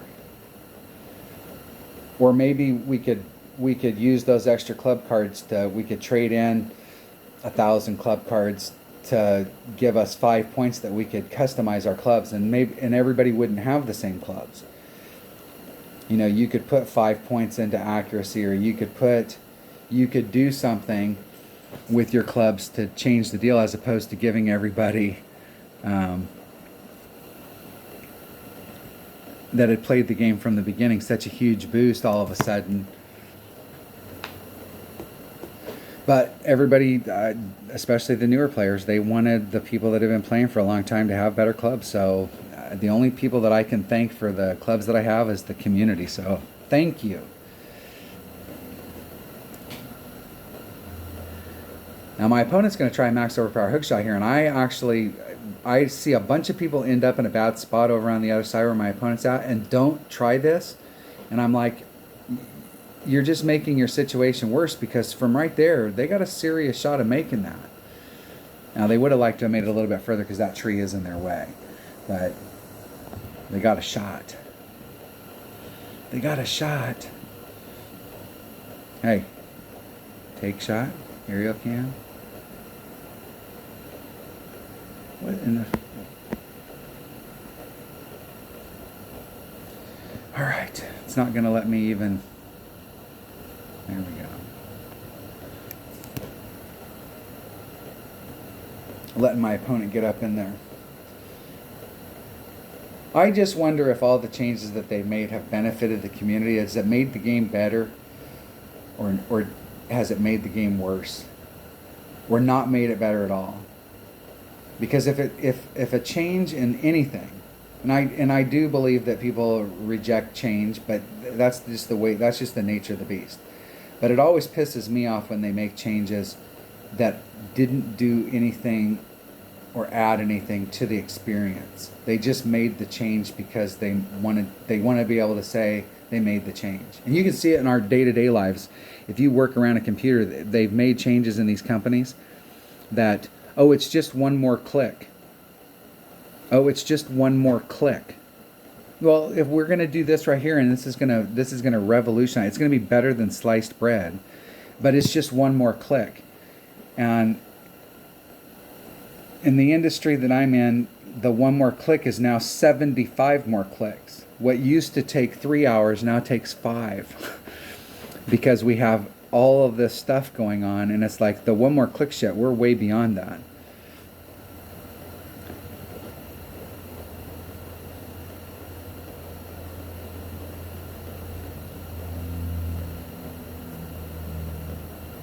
I don't like the fact that we can play holes and somebody can walk away without a chest. I think every time you get out on the course and you're playing a hole, whether it's in practice or whether it's in qualifying or whether it's in whatever, you should have to play a chest. You should be able to win a chest. That's the whole deal in this game, is that you should be able to win a chest every time. There should be that opportunity. If I want to forfeit and give back to the community, then that's my business. And I would get people that would get pissed off that I would forfeit. I would always let them take their shot. Now, if I went first, I would just forfeit, and I gave you a chest. And people would get pissed off because I gave them a chest. But that's my... that is my opportunity. This is the deal right here. We can go back and practice the shot.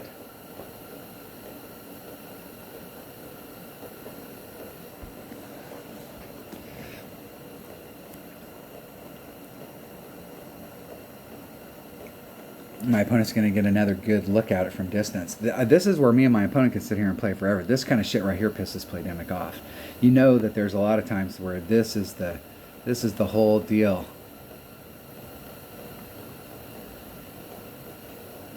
They don't want people out here playing around like this all day long on these holes. I'm surprised that they haven't instituted if you get 5 over or 4 over, they just automatically, the hole's done. Or they put you in a shootout or they do something.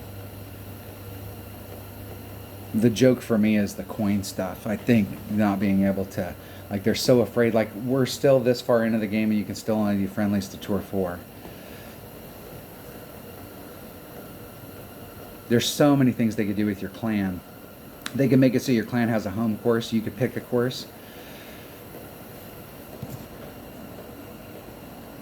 And you could go out there and play that course regardless of whether that course... They do it based off of your clan rank. So if your clan is an expert rated clan...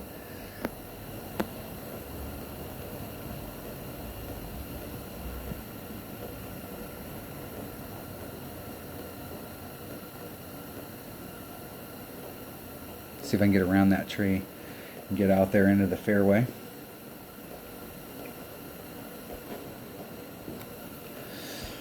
Now I can take the shot back to the cup. I'll put myself in the right spot where I really want to end up and show you what that shot looks like. Now, this is pretty cool being able... This person is going to do the same thing. I doubt that they're going to chip it in. They're going to try and get back out in the deal. We can sit here and practice these shots all day long. You know that this kind of stuff right here just pisses Playdemic off to no end.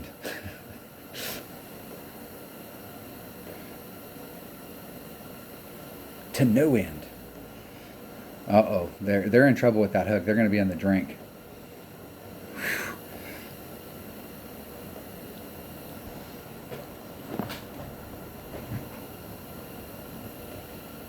This is where you really want to end up right here. This area right here is where you want to end up.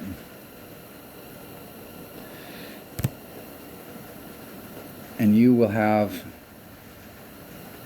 Now, with the flag the way that it is, it's so wrapped around those trees, I don't know if you can get out there far enough on that fairway to actually get a straight up shot at it, because now it's tucked in behind the trees.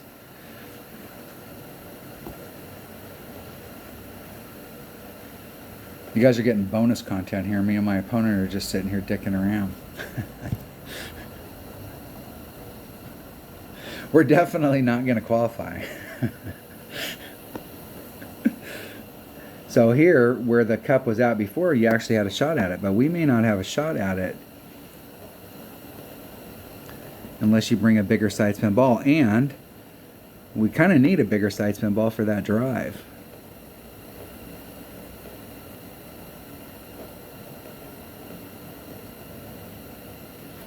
So I'm at max club 3-2. I did a straight up shot before and it looked like it was pretty damn close, so I'm just going to do a 3-2.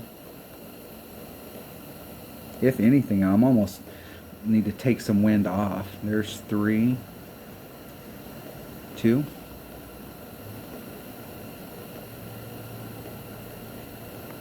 Hitting it perfect. Let's see if I clip that tree. Ooh. I underpulled it just a little. Maybe a 5%. Maybe just a plus 0.2.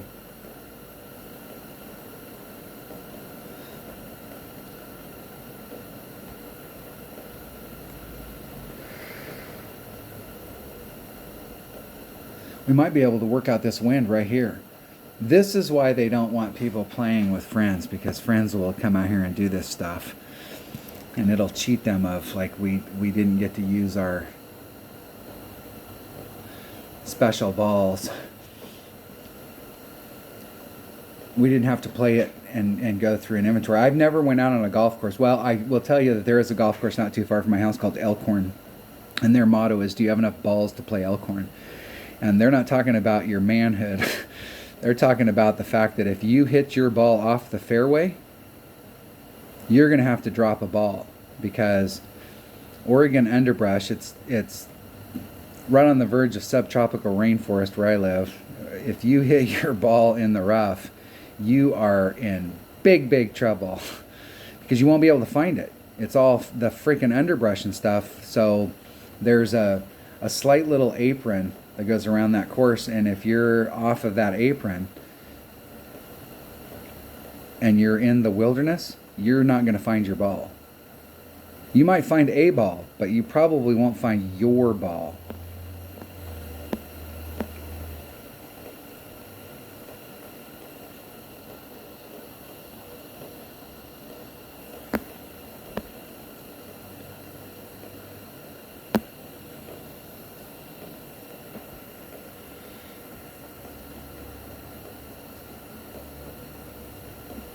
See if I can make it over to the other side with that little bit of topspin and get me back out on the fairway. And that is about as far as you could hit it forward. And I think where they put that pin placement, that tree is problematic. So I really do like my original thought with the Power 3 4 side spin ball. The 4-4-4s would work awesome on this hole.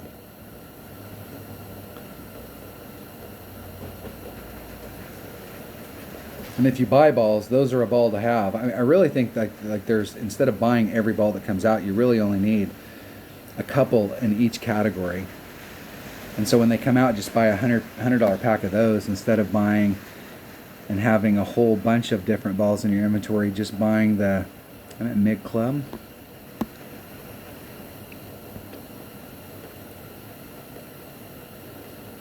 It's 1.1 per ring. And I'm going to do, so there's 2, that leaves me 4. That's about a third. Plus 0.2, so it'd be 2.8. There's 2, that leaves me 6. That's almost a half a ring. Let's hit this perfect and see if we can get it to drop. Hitting it perfect. Let's see if that 0.2 helped. Almost.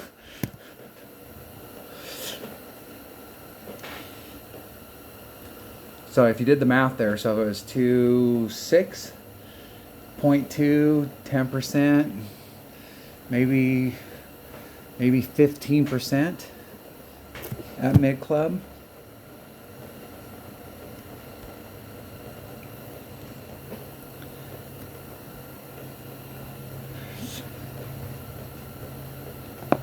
We're getting some good practice here. We can get our win numbers down. Definitely gonna have to make a slight adjustment going to the cup, and we definitely want to be doing it at wherever we're at in the club. So the last time I was at max club and hit a max number straight up. This time I was at mid club. I used mid club plus the almost 10%.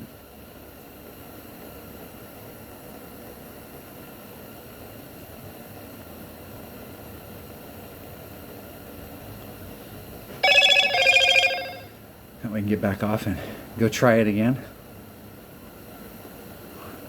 See if my opponent's tired of playing. We could sit here all day and do this shit. You guys might get the 6-hour video because me and my opponent, one of us is finally going to make our shot, and that's probably what's going to end it. So I'm going to get the Albion shot number 74.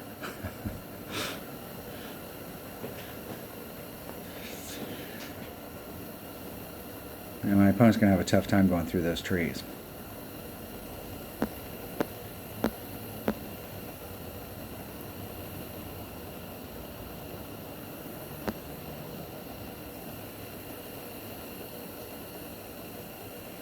Now it's because I'm on the fringe that it's not letting me bring out any bigger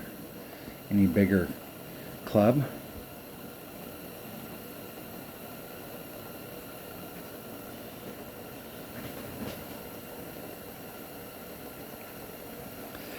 Otherwise they're just getting pissed and they're like, we're not going to use anything other than your wedge. We'll have to see.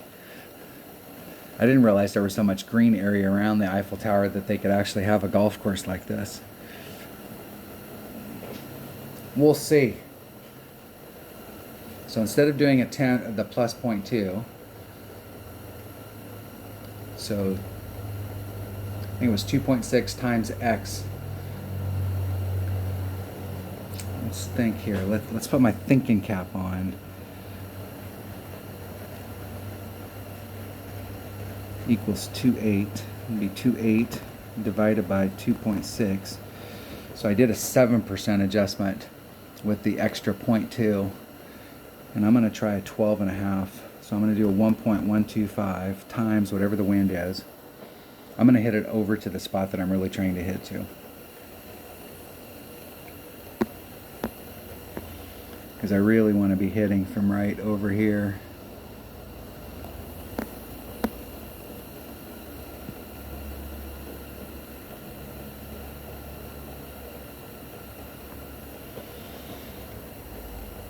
And I don't know that it's possible to get that close to the tip.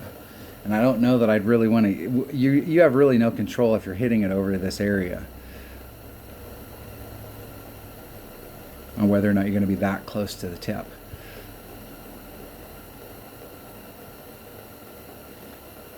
Now they should be able to dunk that. I have found though that they've changed in the game. It used to be these types of dunks right here. We used to do them for fun, but now if you hit the flagpole, it's easy for it to do exactly what it did right there. It'll bounce. Well, they hit in front, but it's easy to get your drop coming in, and you hit the flagpole about an inch from the ground, and it'll bounce off the flagpole and hit the rim of the cup, and you'll end up missing the shot. So there's max. There's min. So I'm at mid club.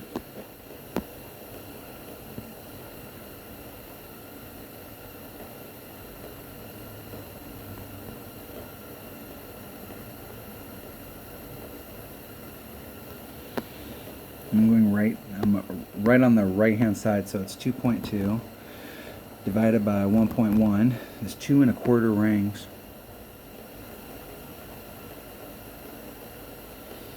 There's 2 1/4. Let's see if we can hit this one perfect. Hitting it perfect. Well, let's see if a 12.5 gets me a little closer. Been flirting with it. I'm still flirting with it. Still flirting with it.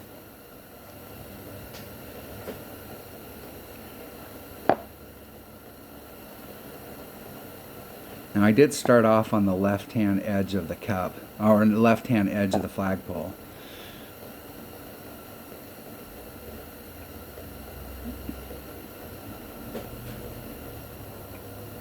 Did my opponent just make that? They did. It's trying to figure out, wait a second.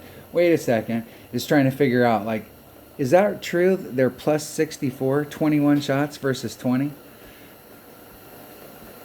Good game. Thank you. You suck at golf. The Clash Holers. Nice. That will definitely put me... I can't... How... It only gives you a +1. That's funny. I really wanted to see the... Because it used to not do that. It gave me... The last time it was like +24. And you're definitely in last. But that is funny that it only gave me a +1 right there. Alright. So what do we got up at the top? So -13's up at the top. We look at these holes, I think that there's a ton, there are still a ton of opportunities, but I think some of the opportunities that we've had on Park to Perry are diminished, and I think some of them are enhanced. So, like, just going through the holes again real quick.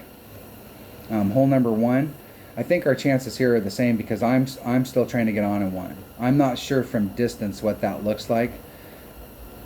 It seems to me from where they put it, if you're over here trying to hit it, I'm not sure that that really helped, but this hillside here, it may have. I think if you're trying to hit it from back over in here, trying to get it up, I'm not sure that that shot's any better. You may have a rough bump, but I'm not sure that they really helped this shot out any. This one, I'm not sure, but coming at it this way, you're either up there or you're not.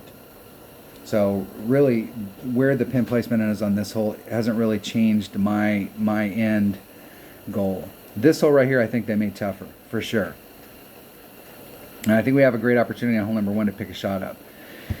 This hole right here, that I think the jury's still out. Because they put it farther back in the hole, and so it's almost harder. The shot that I've been trying to take here in the past, where I'm trying to avoid this hillside coming down, trying to run it up to it. The hole's so much further back on the cup and the screen that I think it's going to be we're going to have a difficult time trying not to avoid the hill. We're going to have to put on right-hand side spin in order to get it to come back to the cup. I'm not sure. I don't think that they've made this hole any more albiable, and I think I liked this hole before. I thought there was a great albie shot here, and I have a lot of teammates that feel the same way. I'm not sure they've made this hole. I think they've made it a little more difficult to get an albie, but we'll have to see. I came at it with some backspin to try and avoid a lot of that hill, and so I'll have to play this hole a few times to see how it runs out if I try and stay back farther in the hole here and then top spin it. I think if I try and run the top spin, I'm going to end up getting caught up in this hill, and so the jury's still out for me on whether or not this hole is more or less albiable than it was before. I think this hole's more makeable than it was before, because the pin placement before back here in the back, especially if you were doing the rough bump, it engaged, you were having to run it along the green so far that the green was really, you could be inconsistent. You could start off in the right spot and make the same adjustment, make a perfect adjustment, and end up, as it rolled off to the cup, ending up off on one side or the other, and that this shot could be inconsistent even if you were hitting it perfect every time. But moving it closer to the area that we're rough bumping, so that we have to spend less time dragging across the green, and it seems like it's in a flatter spot on the green, I think that they've actually increased the odds on this, that this is going to become a much more hole-ownable hole, especially with the rough bump. Hole number 5. Hole number 5. This hole right here, that pin placement is so much closer to the front, where unless we're trying to bounce it over and trying to be able to get bounce number 1, so bounce number 2, and then roll out to the cup, unless we're doing that, if we're trying to start off on the green side, we're going to end up a lot of times hitting on this hill face, which is like this. And so, because, here's the rough and here's the fringe. The fringe is on the fairway, or the fairway portion is on the hillside. And so, once again, if we hit it a little bit farther forward, it's going to take a flatter bounce and go farther forward. If we hit it a little bit farther back, it's going to take a straight up bounce, and it could be very problematic. Or we're going to have to use more backspin in order to stick it. And so, I'm going to have to look at what that looks like if we use the island. I don't normally like to do that here, because you got to get, this is like the other the first par 3, you got to get bounce number 1 perfect. Bounce number 2 is the one that you're really worried about, because if bounce number 2 hits too far on that hillside, you're going to have to make a perfect adjustment from here in order to get a consistent rollout to the cup. But the shot coming through the little trough and trying to drag it into the hole, that shot's gone. So this hole right here, I think, is definitely going to be harder than it was before.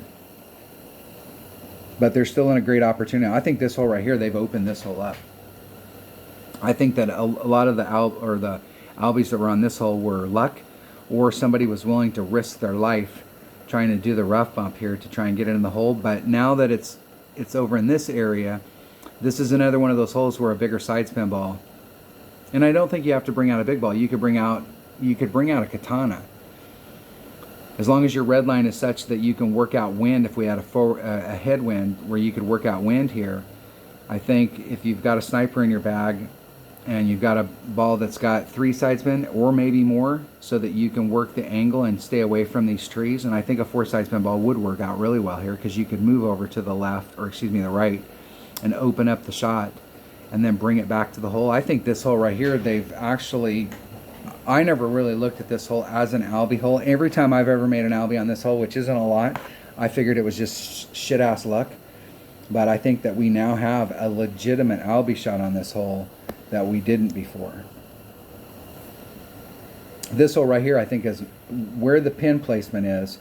I think that the shot coming over to here is now completely out, because I don't think you want to take this shot from here where the pin placement is, because you're involved in so much of the hill back here. You were involved in a little bit of the hill in the old hill pin placement, but now I don't think I want to come at it from this angle and have to deal with that hill to try and get it into the hole.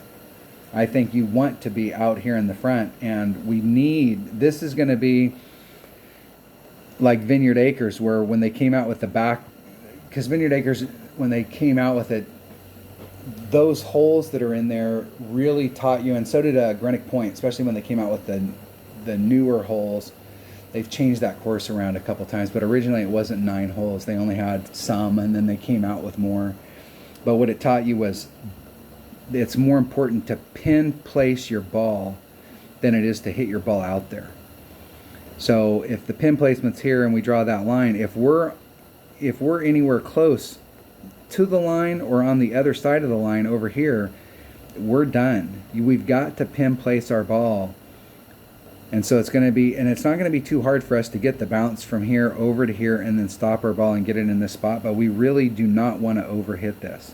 I think we have a great shot from here, probably a better shot from here, because the way that you're coming to the cup's here and everything's rolling down, you're coming straight up to the cup. The hill is really not affecting your shot, whereas when you were over here, it was slightly affecting your shot. I think the shot, if you're trying to bounce over here and get out in front, is still a viable way, because obviously this shot right here is a lot more makeable than this shot out here. So I think everybody's going to switch to playing this on the right, and very few people are going to play it from the left. This hole right here, I think, might be actually more eagleable than it was before. I think this hole right here has been enhanced too. Where the pin placement was in the past, it was more center to the front. It drops off, so like it's uphill, and then like somewhere up in this area is where the ridge was, and the cup wasn't too far beyond that. Now we've got the cup back here, so we've got all this flat area to work with. So instead of being back a little bit further trying to run your ball up, you can get up a little bit closer so that your bounce number 1's here and bounce number 2's on the flat, and then you're just rolling to the cup. So I think this hole right here is actually going to be much more hole-in-oneable than it was before. And we had a good shot at hole-in-one before, but I think we have a serious shot at hole-in-one now. And hole number 9, that pin placement, you can see from the from the several shots that I took from out here, that even if you're all the way out to the tip, you still have to contend with the trees from where the flag is over here. And that a 4-side spin ball, because if you're over in here, let's say you get in the fairway over here, before you could bring it around and start off on this hillside, which would kind of pull the ball to the right. And then if you had some side spin, you could get it going towards the cup. I think because of where the flag is now, that if you get out into this area, you may have a difficult time. You may be in a good spot here, but you'll have a difficult time getting a run at the cup. I'm pretty sure if you've got 4 balls, or any power 3 ball that's got 4 side spin, even if you don't have those and you got a power 5 ball that's got 4 side spin, it's not going to hurt you on that drive to bring out a bigger ball. But I think the side spin is going to be what's super critical on this hole, because if you are out in this area, you're going to need that side spin. Those people that have in the past hit from this area here and went through the trees to try and bring it down, to bring it to the old cup location, there's no bringing it to this cup location through those trees. So you're relegating yourself to hitting it over here to try and go for the eagle on a chip or a putt, and you've got a difficult drive, and now you got to hit through the tree. So I'm still think that the shot to the right is a no-go for me. That the only way that you're really going to have a look at Albie is to get over into this area. And the first time we went through that hole, I was off in this area in the rough, and I had a great shot at Albie with my rough iron. I mean, a look at Albie. I mean, straight up. So I'm still going to continue to hit over into this area. Bigger ball, 4 side spin. You could use your big topper from here. You don't have to do the max overpower hook. You can try and get up on the flat and use your side spin and curl to try and bring it around and get it up to the tip. And it almost looked to me like you might be, especially if you have a Nirvana, that it might be a better deal. It would definitely be a better deal to be up here in the rough than it would be down here in the rough, or even on the fairway right here. Because from here you may not have enough to be able to get it around to go all the way there, and you're just relegating yourself to hitting it up there. So this is really going to depend on what clubs and balls you have in your bag on how you want to play this hole. But I still think that if you go to the left, you're going to get an Albie look. And this hole is an Albie hole with an eagle opportunity. But if you go to the right, it's an eagle hole. It's a birdie hole with an eagle opportunity. All right, that was the that's because me and that person played for an hour and a day. That was like 30 minutes on that one hole. 2 hours and 14 minutes for a qualifying practice round. And everybody's gotten to see the holes. Hopefully everybody's having a good time out there and checking them out. And I will catch you on the next one. Everybody be safe. And any of my viewers that are in Europe or in the Ukraine or over there, hopefully you guys stay safe. I don't know if I want to get involved in my thought process on that. I'm pretty irritated about the whole deal. And I don't know if I want to bring politics into my video, so I try not to do that stuff. But hopefully everybody is safe, and I will see you on the next one. Thanks for watching.